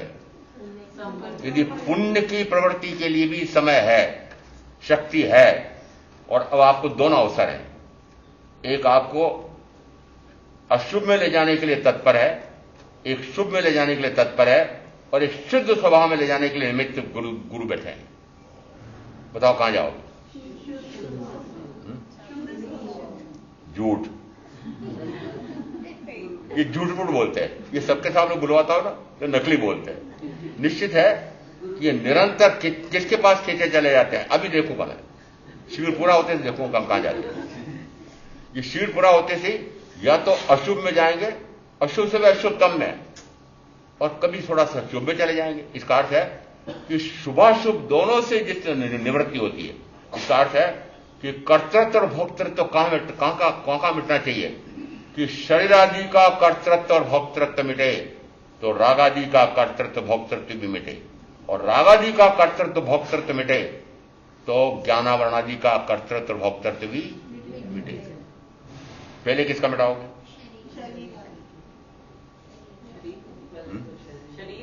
नहीं, हो ही नहीं सकता। पहले रागादि का कर्तृत्व और भोक्तृत्व मिटे। किसका? रागादि का। और रागादि का कर्तृत्व, राग का करना, राग को भोगना, पुनः राग करना। रागादि का कर्तृत्व और भोक्तृत्व मेरे हाथ में है। रागादि का कर्तृत्व करूं या ना करूं रागादि का भोग करूं या ना करूं, ये मेरे हाथ में। शरीर मेरे हाथ में, शरीर का छोड़ना मेरे हाथ में है, शरीर का कर्तव्य छोड़ना मेरे हाथ में। थोड़ा बहुत बात बदल क्यों देते महाराज जी? मैंने कहा शरीर का छोड़ना मेरे हाथ में है, मैंने कहा शरीर का कर्तव्य छोड़ना मेरे हाथ में है। यदि शरीर के प्रति कर्तृत्व भाव क्या छूटना चाहिए कि मैं इसका कार्य कर सकता हूं, उसको नाम दिया कर्तृत्व भाव। छूटना क्या है? छूटना क्या चाहिए? कर्तृत्व भाव छूट जाना चाहिए। जब तक कर्तृत्व भाव है तब तक भोक्तृत्व भाव है, और जब तक कर्तृत्व और भोक्तृत्व भाव है तब तक आ जाता है कर्म का निरंतर आश्रयबंध है। सदगुरु ना उपदेश थी आवियों पर भान, निज पद निज माई लियो दूर थो ज्ञान, भाष्यो निज स्वरूप ते शुद्ध चेतना रूप, अजर अमर अविनाश ने दिहा तीर्थ रूप, कर्ता भोक्ता कर्मणो विभाव वर्ते जान, वृत्ति वय निज भावमा थयो कर्ता त्याय, अथवा निज परिणाम जे शुद्ध चेतना रूप, कर्ता भोक्ता तेनो निर्विकल्प स्वरूप। अब इन तीन में कर्ता भोक्ता दोनों की बात आ रही।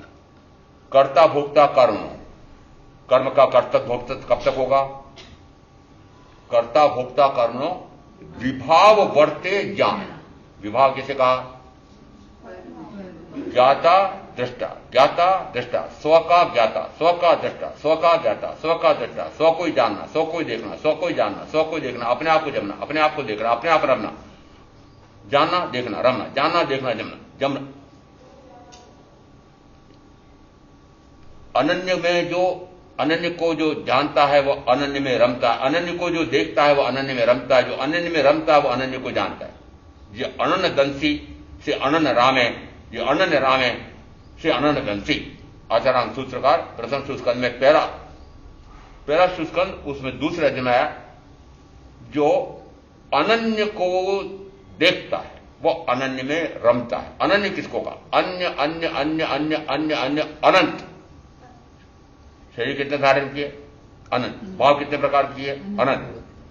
ज्ञानावरणादि धर्म कर्म कितने किए? अनंत। इसका अर्थ है कि एक एक करते हुए ये सारे अनंत। इन अनंत अन्य अन्य अन्य अन्य करते हुए अनंत, इन अनंत से में पूर्णता भिन्न अनन्य स्वरूपी आत्मा। अनन्य स्वरूपी आत्मा किसको जानना, किसको देखना? अपने आप को जानना। अनन्नम चर महाने, आगे सूत्र में आया है, हे महान अनन्य में आचरण कर। अनन्य में आचरण कैसा होगा? अनन्य स्वरूपी कौन? आत्मा। तो अनन्य में आचरण का अर्थ होता है कि मात्र ज्ञाता मात्र दृष्टा। ज्ञाता दृष्टा अविनाभावी है। तो क्या रमणता नहीं है? रमणता भी है। जहां ज्ञानाराधना है वहां दर्शनाराधना भी है। जहां ज्ञानाराधना दर्शनाराधना है वहां चारित्राराधना भी है। अपेक्षा से कहा है कि चारित्राराधना हो ना हो, वो बाह्य में 5 महाव्रत रूप चारित्र के धारण करने की अपेक्षा से आया है। वस्तुतः तो वहां पर भी चारित्र तो कटा है, कुचारित्र तो वहां पर भी मिटा है।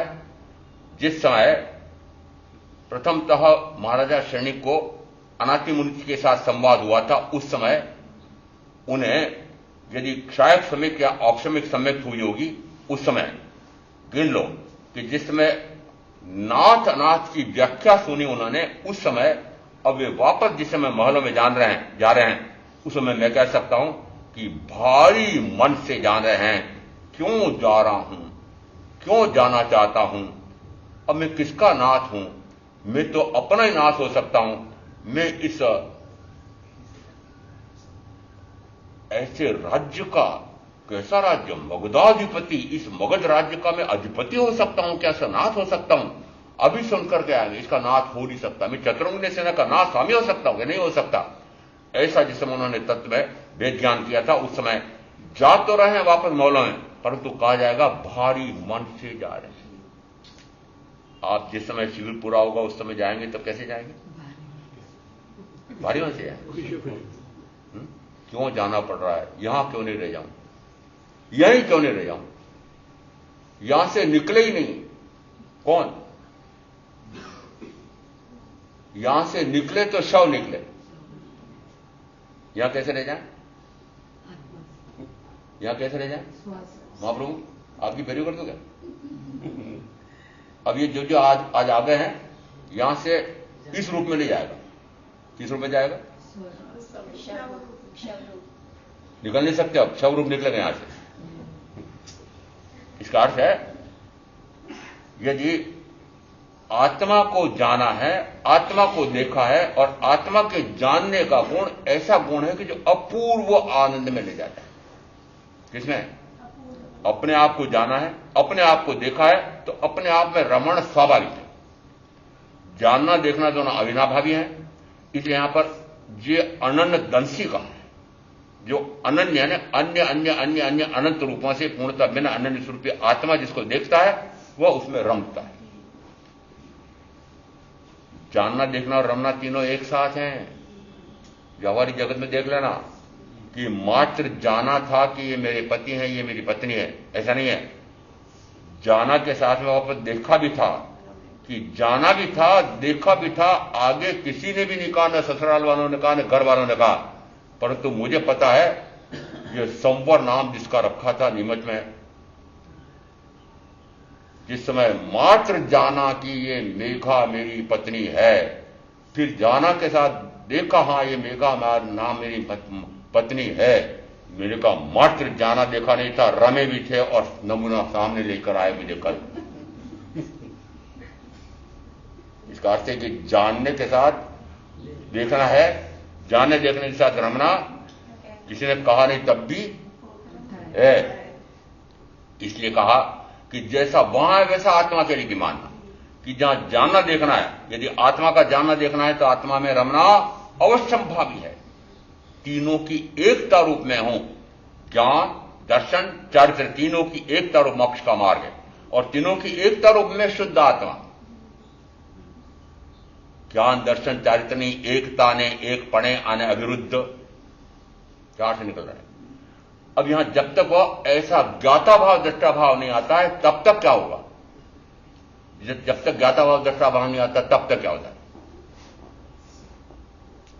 3 गाथाएं दी थी। 3 में क्या कहा? कर्ता भोक्ता कर्मणो। कर्म का कर्ता भोक्ता कब तक होता है? विभाव वर्ते ज्ञान। विभाव समझ में आ गया? स्वभाव को छोड़ करके शेष सारा विभाव, और स्वभाव मतलब ज्ञाता दृष्टा। स्वभाव मतलब मात्र अपने आप को जानना, अपने आप को देखना, यह स्वभाव। इसके अतिरिक्त जितना हो रहा है वो सारा विभाव है। तो शुभ भी विभाव, अशुभ भी विभाव, दोनों विभाव में चले गए। अब जिस समय ऐसे वैभाविक परिणति से परे होता है, तो जिस समय वैभाविक परिणति से परे होता है, वैभाविक परिणमन नहीं होता है, उस समय कहा जाता है वह अपने आप का ही ज्ञाता है, अपने आप का ही भोगता है, अपने आप में ही रमणता करता है। ज्ञाता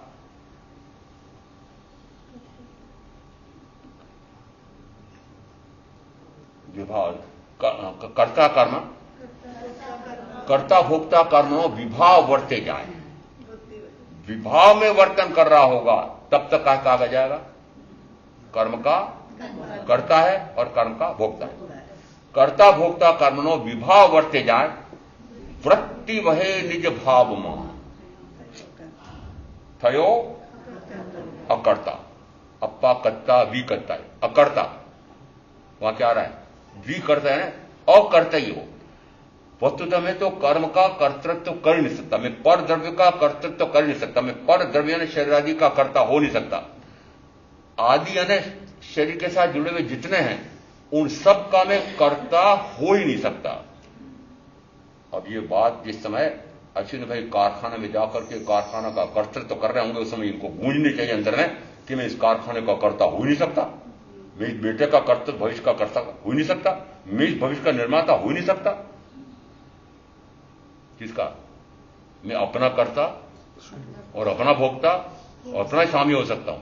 पर का न स्वामी हो सकता हूं, न पर का दास हो सकता हूं, न पर का कर्ता हो सकता हूं, न पर का भोक्ता हो सकता हूं, न पर में जा सकता हूं, न पर में रम सकता हूं। क्या तय हुआ है? आना तो बोल दो थोड़ा बहुत तो। मैं पर में कुछ नहीं कर सकता। कर्ता भोक्ता कारणों विभाव वर्ते जान, वृत्ति वह निज भाव में। और वृत्ति कहां बहे? निज भाव। और वृत्ति के बाद में, वृत्ति के पूर्व में कुछ और शब्द बताए, मन वचन काया। जिस समय प्राणातिपात से लगाकर मिथ्या दृष्टि शैली में प्रवृत्ति करते हैं, तो मानना कि प्रवृत्ति जहां है वहां पर कर्म का आश्रय बन जाए। प्रवृत्ति कहां हो रही थी? हो रही थी।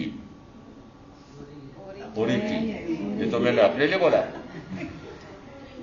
क्यों? क्योंकि प्रथम 5 पाप को 3 कर्ण 3 योग से जीवन करने के लिए त्याग दिया और पालने का पक्का पुरुषार्थ होता है। आगे क्या? आगे कहा कि शेष 13 पापों में संयमी निरंतर मंद मंद मंद मंद मंद मंद करके बंद कर देता है। 18 प्रकार के पापों की प्रवृत्ति से पूर्णतः परे। और यदि इससे परे हो जाए तो फिर वह शुभ में चला जाता है। पाप की प्रवृत्ति मंद है तो भी शुभ में, पुण्य में जा रहा है। इस कारण से वहां फिर ऐसा शुभ या फिर अन्न पुण्य से लगा करके नमस्कार पुण्य तक के ये 9 पुण्य, यदि इन 9 पुण्य में प्रवृत्ति हो रही है, कबूतरों को दाना डालना है, 1 क्विंटल दाना डालना रोज, कम डालना नहीं है, क्या हो रहा है? वो आश्रम पर गया था मैं, नीमच के आश्रम पर, वहां मैंने देखा चींटियों के बिल बहुत है, तो फिर खूब सारा आटा ले जाकर डाल रहा था। मैंने कहा पुण्य के करता हो रहे हो, भरत भाई को क्या काम है? मैंने कहा पाप की तो महा करता हो रहे हो और पुण्य के कुछ करता हो रहे हो और समझ जरा शून्य है। मैंने कहा कहां जाओगे?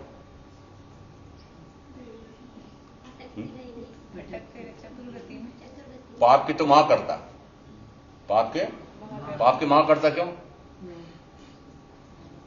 Property dealer.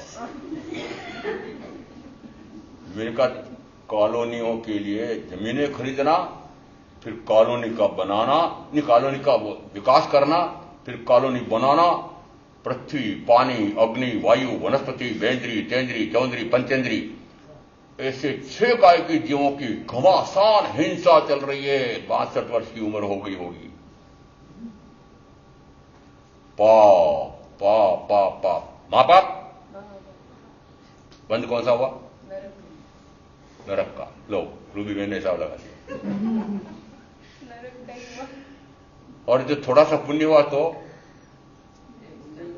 प्रथमतः थोड़ा सा स्वर्गीय सुख मिल सकता है, और फिर वो मिथ्यात्व के कारण से, अज्ञानता के कारण से वो स्वर्गीय सुख में जो मजा ले, तो उसके बाद वापस इतना कर्म का बंद करे कि पुनः चतुर्गति में भ्रमण, प्रथमतः नरक के नीच में और उसके बाद चतुर्गति में निरंतर भ्रमण। पाप की प्रवृत्ति का फल, पुण्य की प्रवृत्ति का फल, और दोनों एक जैसे। क्यों? क्योंकि पुण्य की प्रवृत्ति में गए, मन वचन काया को पुण्य में लगाया, और पुण्य का उपार्जन करके यदि अज्ञानता है और मिथ्यात्व है और पुण्य करके, और यदि देव गति में गए, मनुष्य गति में गए, वहां पर खूब सुख सुविधाएं, साधन सुविधाएं भोग की मिल रही हैं। और जिस समय भोग भोगेगा उस समय अज्ञानता है, मिथ्यात्व है, तो निश्चित चक करके भोग भोगेगा। क्या बांधेगा वापस? पाप। देखो ये पुण्य पाप कैसा करवा रहे हैं। निरंतर कर्म का कर्तृत्व और भोक्तृत्व कैसा चल रहा है। ये दोनों निरंतर अभी तक चलते आ रहे हैं। कर्म की श्रृंखला टूट नहीं रही है, चक्रव्यूह का भेदन नहीं हो रहा है। चक्र का भेदन होगा कब? तो कहा सदगुरुना उपदेश थी आव्यूं अपूर्व भान। किससे होगा? अपूर्व भान। अपूर्व भान का अर्थ होता है कि जो भान अभी तक कभी नहीं हुआ, जो स्वाद अभी तक नहीं आया, जो आत्मा का आस्वाद अभी तक नहीं आया। निरंतर अनादि से गिने या वर्तमान के भाव में भी जो 5 इंद्रियों का बेस्वाद लेते रहे। 5 इंद्रियों का स्वाद कौन सा है? बेस्वाद। बेस्वाद क्यों है? विष स्वाद, विष में स्वाद आता है। विष में स्वाद आता है। विष कैसा है? बेस्वाद।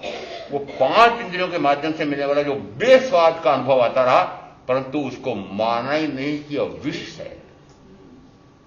माना ही नहीं कि विष है। माना होता तो यदि एक संख्या की पुड़िया आपके सामने रखूं और सबको पता है कि संख्या है विष, मर जाऊंगा, खाओगे? और साक्षात ये 5 इंद्रियों के भोग विष हैं और फिर भी मानते नहीं, अफवाह होगी। ये ज्ञानी अफवाह फैला रखे, ज्ञानियों ने अफवाह फैला रखी है। ये 5 इंद्रियों में इसमें कहां दुख है? 5 इंद्रिय बड़े अच्छे लग रहे हैं, इनके भोग के बड़े अच्छे लग रहे हैं, भोग बड़े अच्छे लग रहे हैं। जब तक ये 5 इंद्रियों के भोग बड़े अच्छे लग रहे हैं तब तक आत्मा का आत्मिक आनंद का आस्वाद आ नहीं सकता है। आत्मा के आनंद का आस्वाद आ नहीं सकता है। और आत्मा के आनंद का आस्वाद आ जाए तो फिर 5 इंद्रियों के भोग बेस्वाद लगने लगेंगे, रुचि नहीं हो सकती, रस नहीं हो सकता है। मापदंड गिन लेना चाहिए। कर्ता भोक्ता कर्मों में विभाव वर्ते जाए, वृत्ति वहे निज भाव मा, अवृत्ति वहे निज भाव मा। अब यहां पर 2 प्रवृत्तियों का तो वर्णन आ गया। एक तीसरी प्रवृत्ति संयमी साधु साधी मेरी कि तीसरी प्रवृत्ति कौन सी? कि 5 महाव्रत का धारण करना। अब 5 महाव्रत धारण कर लिए तो 5 महाव्रतों का निरतिचार पालन करूं। उसमें से एक का उदाहरण देता हूं कि यदि प्रथम अहिंसा महाव्रत का पालन करूं तो इस प्रकार से करूं कि किसी जीव की पृथ्वी पानी अग्निवायु वनस्पति का किसी जीव की हिंसा विराग न हो जाए। बेंद्री चेंद्री चौंद्री पंचेंद्री तो होनी ही नहीं चाहिए, परंतु इन स्थावर काय के जीवों की हिंसा भी न हो जाए, इतनी यत्ना रखूं। किसके? कि चलूं तो भी इतनी यत्ना रखूं, बोलूं तो भी इतनी यत्ना रखूं, यदि आहार ग्रहण करूं तो भी इतनी यत्ना रखूं, और यदि वस्त्र पात्र आदि उठाऊं रखूं तो भी इतनी यत्ना रखूं, और शरीर का उच्छिष्ट परिस्थापन करूं तब भी इतनी यत्ना रखूं, तब भी मात्र वह भी पुण्य है। वह भी क्यों? प्रवृत्ति किसके माध्यम से? मन वचन काया के माध्यम से। इसका अर्थ है कि यदि प्रवृत्ति हो रही तो निषेध मानव, चाहे अशुभ हो चाहे शुभ हो चाहे शुभतम हो, वो मन वचन काया के माध्यम से ही हो। और जब तक मन वचन काया का आपने उपयोग किया तब तक मानना कर्म का आश्रय बन जाए। उत्तराजन सूत्र के 29वें अध्ययन में मन गुप्ति, जिसमें मन गुप्ति का साधक क्या करता है कि वह मन की चित्त की शब्द दिया हमें एक ही बात है, वो चित्त की एकाग्रता को प्राप्त होता है। और चित्त की एकाग्रता को प्राप्त वह संयम के योग्य हो जाता है। संयम कौन सा? इंद्रिय संयम, कषाय संयम, मन संयम, वचन संयम, काय संयम। किसमें संयम? इंद्रिय संयम। कषाय संयम, किसमें संयम? ये बाहर में चारित्र पालना संयम नहीं, कौन सा संयम? कि जो असंयम हो रहा था वहां से अब संयम है। और वह संयम कहां तक ले जाए? कि वीतरागता प्रकट कर दे, परम वीतरागता प्रकट कर दे, ऐसा संयम। वो ऐसे संयम के जब योग्य होता है तो कब होगा ऐसा? कि मन का मनन बंद हो जाए। और मन का मनन बंद हो जाता है, उसमें क्या होगा? मात्र आत्मा। मन का मनन बंद होगा तो ये मन सबसे सूक्ष्मतम है। मन सबसे ये सबसे बाद में बंद होता है, क्योंकि गिनती में मन वचन काया आया हुआ है, इसलिए यहां पर सूत्रकार ने भी पहले मन का दिया है। वस्तुतः सबसे पहले काया का निग्रह होता है, तो फिर भी यहां क्रम दिया हुआ ऐसे ऐसा गिनेंगे। फिर वचन संयम और वचन गुप्ति। अब यहां संयम से आगे बढ़ गए हैं। वचन गुप्ति से जीव को किस फल की प्राप्ति होती है? तो कहा वह निर्विकारत्व को प्राप्त होता है।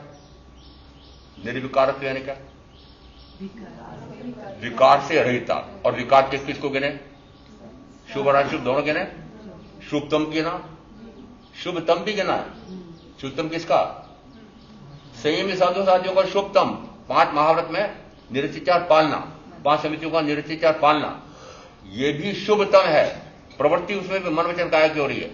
तो वचन से क्या? वचन से ऐसा बोलूं कि किसी जीव की हिंसा आराधना न हो जाए, सत्य बोलूं, व्यवहार वचन बोलूं, मिष्ट वचन न बोलूं, असत्य वचन न बोलूं। मैंने कहा बोलना या न बोलना यही साधना है। तो मैंने कहा फिर ये प्रथम 5 स्थावर काय के जीव, इनकी तो बड़ी साधना हो रही है। इनकी साधना कितनी? अरे स्थावर का है, बोलते हैं क्या? नहीं बोलते ना, तो कितनी बड़ी साधना हो रही? ये बोलना वो बोलना नहीं है। मौन का अर्थ होता है, वचन गुप्त का अर्थ होता है निर्विकार स्वभाव प्रकट होना चाहिए। निर्विकार है शुभ और अशुभ दोनों से परे। इसका अर्थ है कि शुभ वचन से भी परे हो जाऊं और अशुभ वचन से परे हो जाऊं, वचन से ही परे हो जाऊं, चारों प्रकार के वचन से परे हो जाऊं, 4 प्रकार के वचन कौन से? सत्य वचन, व्यवहार वचन, उनसे भी परे जाऊं, वचन से भी परे। वचन से परे का अर्थ है कि मुझे तो बोलना ही नहीं है, अंदर का बोलना भी नहीं है। अंदर का बोलना कौन सा होता है कि जिस समय बच्चे से तब याद दिला रहा हूं, बच्चे से तब क्योंकि मन भटकता है तो जोर जोर से उच्चारण करके पढ़ते थे। साथी कहता है मन में पढ़ना, मेरे को आदत बच रही, और मन पर पढ़ता है तो स्वयं बोलता है, स्वयं सुनता है, वो भी बंद हो जाए, यानी वचन की वर्णना ही बंद हो जाए तो पाठ में कहा जाएगा कि निर्विकार स्वभाव प्रकट होता है। निर्विकार स्वभाव यानी सर्व शुभाशुभ से परे निर्विकार अवस्था, तो वो निर्विकार अवस्था प्रकट होती है। उस समय कहा वो आध्यात्म साधना के उपयुक्त हो जाता है। आध्यात्म यानी क्या? आत्म साधना। आत्मा कैसे जन्म मरण में दुखी हो रहा है, आत्मा कैसे जन्म मरण के दुख से मुक्त हो जाए, इसको कहते हैं आध्यात्म। ऐसा जो बताने वाला शास्त्र है उसको कहते हैं आध्यात्म शास्त्र। ऐसा जो मार्ग बताने वाला आता है उसको कहते हैं आध्यात्म शास्त्री। और ऐसा जो मार्ग है वो अध्यात्म मार्ग पर जब चढ़ता है तब क्या होगा? निर्विकार। तो कहां जाएगा? ज्ञाता दृष्टा, ज्ञाता दृष्टा, ज्ञाता दृष्टा, मात्र ज्ञाता मात्र दृष्टा, वो निर्विकार अवस्था। तो मात्र ज्ञाता दृष्टा स्वभाव प्रकट को होगा कि जो वचन गुप्त यानी ये 4 भेद को कि 16 भेद को, सारे ये सारे वचन बंद हो जाएं। वचन बंद हो जाए का अर्थ क्या? पूर्ण मौन, एकांत मौन। वो एकांत मौन फिर भी समझ नहीं आएगा कि यहां वचन बहुत सारे मौन है। मेरे भी मौन ध्यान करता हूं, मैंने कहा क्या मौन काम का। आर लेने जाता हूं, बहन आर बताती है काय का मौन है, उदय मुनि नाटक करता है। मौन नहीं है। मौन का अर्थ होता है निर्विकार स्वभाव प्रकट होना। निर्विकार मेरा स्वभाव है। ये शुभाशुभ दोनों विकार है, तो शुभाशुभ से परे होता है निर्विकार अवस्था। वो निर्विकारत्व प्रकट होता है, उस समय कहा जाता है आध्यात्म साधना के उपयुक्त हो जाता है। अब तीसरा है काय गुप्ति। ये काय गुप्ति बड़ा विचित्र है। काया कैसी गुप्त होगी? काया का अर्थ होता है काया का अंग, उपांग, अवयव, कोशिका जितने गिनने हो सारे गिन लेना। क्या ये एक समय के लिए भी अपना कार्य करना बंद करते हैं? और यंत्र परमात्मा के भी वो उसी प्रकार से चलते रहेंगे। परंतु हो क्या जाएगा कि काया में जो कार्य हो रहा है उसमें आत्मा मेरा ध्यान जाए ही नहीं।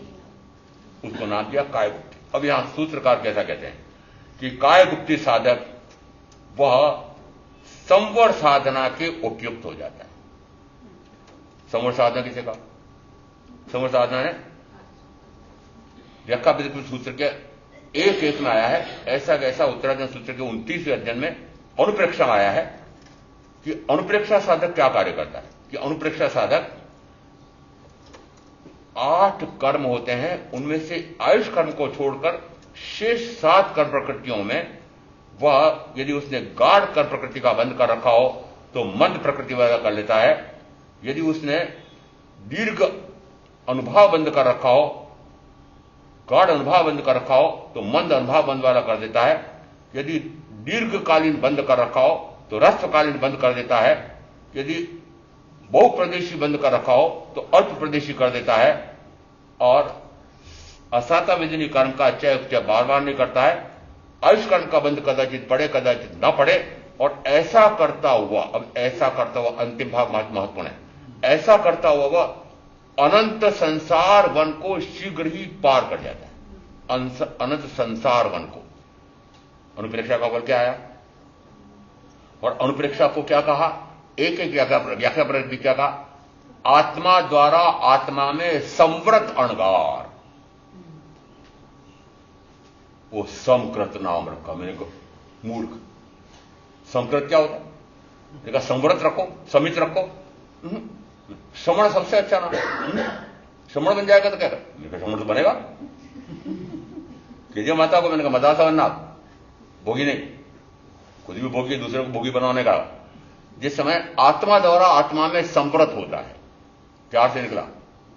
आत्मा अपने आप में समृद्ध हो रहा है। यार से निकला कि सर्व शुभाशुभ से शुभतम से भी परे होकर के जिसमें आत्मा द्वारा आत्मा में समृद्ध होता है, इसका अर्थ है कि मात्र आत्मा का ज्ञाता, मात्र आत्मा का दृष्टा, मात्र आत्मा रमणता। उस समय शरीर के किसी अंग, उपांग, अवयव, कोशिका, उस पर ध्यान जाएगा?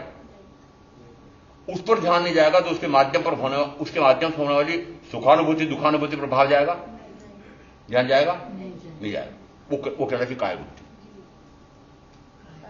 काय बुद्धि का अर्थ हो गया, पुनः आ गया कि वहां ऐसा वो काय बुद्धि साधक जिस समय ये संवर को प्राप्त होता है उसमें वो पुनः पापाश्रव का निरोध करता है। बड़ा विचित्र सूत्र में आ गया, वो पुनः पापाश्रव का निरोध करता है। तो अब वो पुनः वापस पाप का आश्रव नहीं करेगा, तो फिर पुण्य का करेगा? अपेक्षा से, निश्चय नय से, परमार्थ से दोनों आश्रव हैं। कौन? पुण्याश्रव और पापाश्रव। ये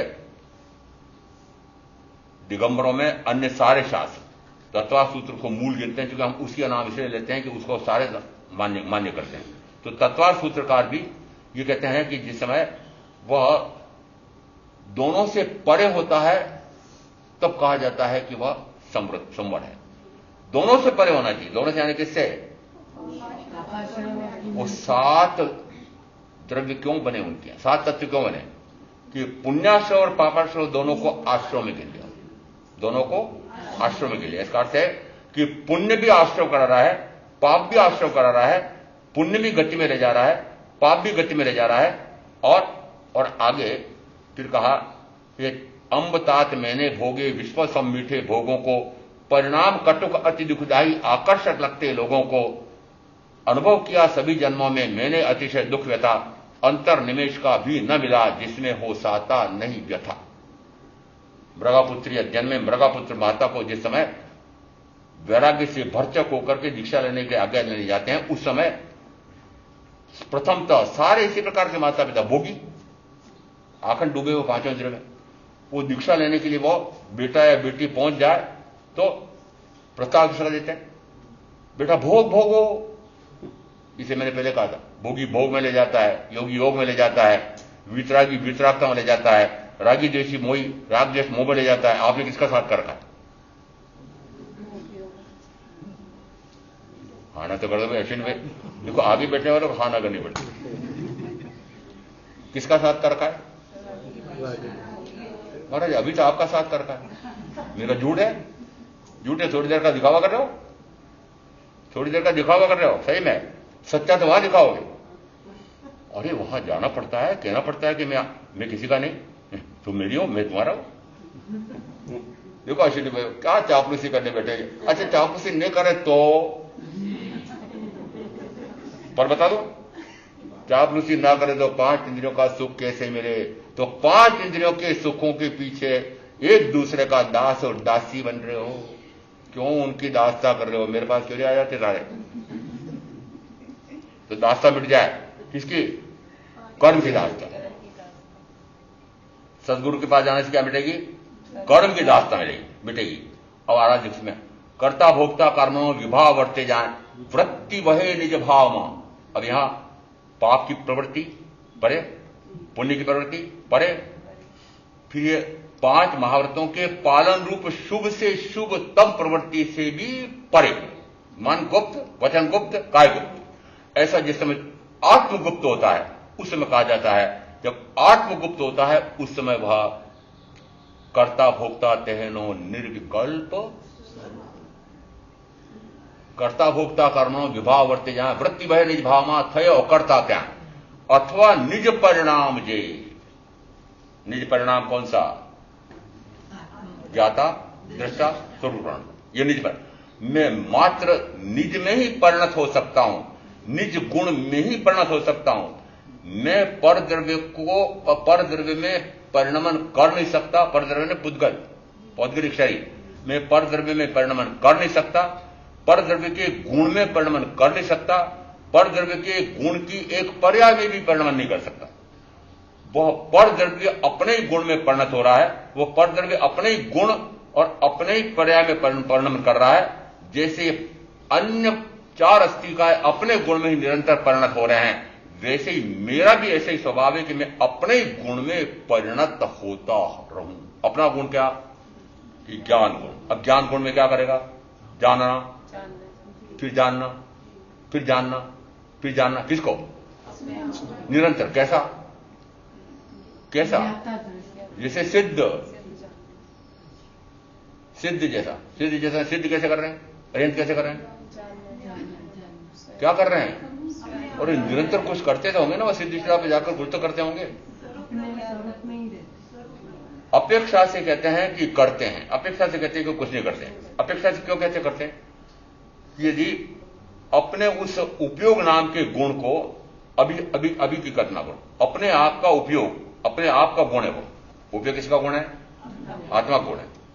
यदि आत्मा का गुण आत्मा में स्थिर नहीं हो रहा है और लगातार वह अनादि शीघ्र तो अनंत काल तक पर में ही भटकता रहा, दोष किसको दिया? अंतराय कर्म ऐसा है हमारा। अंतराय कर्म, अरे अंतराय कर्म का तो बंद पड़ेगा।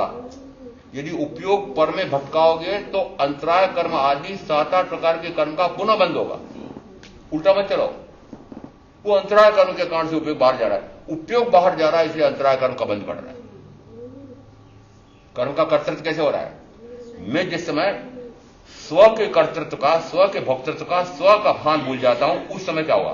कि उस समय मैं पर का कर्ता हो जाता हूं, पर का भोक्ता हो जाता हूं। और जिस समय पर का कर्ता भोक्ता हुआ तो फिर क्या होगा? ज्ञानावरण आदि 7-8 प्रकार के कर्म का बंद होगा।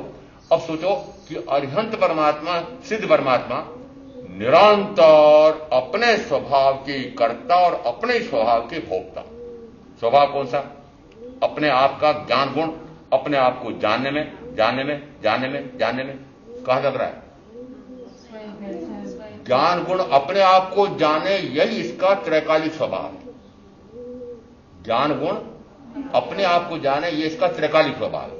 और जिस समय मैं इस ज्ञान गुण से पराये को जाना था, पराये का कर्तृत्व किया था, तब भी मानो कि मैं पराये का जानना कर ही नहीं सकता था, पराये का कर्तृत्व कर ही नहीं सकता था, उस समय भी उसका कर्ता नहीं ऐसा प्रतिभास हो, तो वर्तमान में कैसे हो सकता है? पूर्व का भी मानो कि वो जो मैंने किया था वो हमारा कार्य था ही नहीं। यदि वो मेरा स्वयं का कर्तृत्व हो जाता, भोक्तृत्व हो जाता, तो फिर वो मेरा शुद्ध स्वरूप प्रकट हो सकता था? चाहे अनंत काल तक मैं पर का कर्तृत्व और भोक्तृत्व करता रहा, तभी मेरा त्रैकालिक गुण लेश मात्र भी प्रभावित नहीं। देखो इस आत्मा की सत्ता कितनी विशिष्ट है, इसका गुण कितना विशिष्ट है कि चाहे अनंत काल तक मैं पर में ही भटकता रहा, तब भी कहा कि वह मेरा गुण अक्षत पड़ा हुआ, अव्यय, एक अंश में भी व्यय को प्राप्त नहीं हुआ। जिस समय वो अनंत वीर क्या है? अनंत वीर जब प्रकट होता है उस समय उपयोग एक समय के लिए भी पर पदार्थ में, पर भाव में जाता है। क्या स्थिति है वहां पर? अरिहंत परमात्मा की क्या स्थिति है? उपयोग एक समय के लिए भी पर में जाता है। पर भाव, विभाव भाव, रागादि भाव, शुभाशुभ भाव एक समय के लिए भी होता है, एक समय के लिए। निमित्त उनके सामने निमित्त है कि नहीं? अरिहंत परमात्मा के सामने निमित्त है कि नहीं? है। सिद्ध परमात्मा के सामने निमित्त है कि नहीं? है। हाँ, क्यों नहीं है? उनके ज्ञान में सारे लोक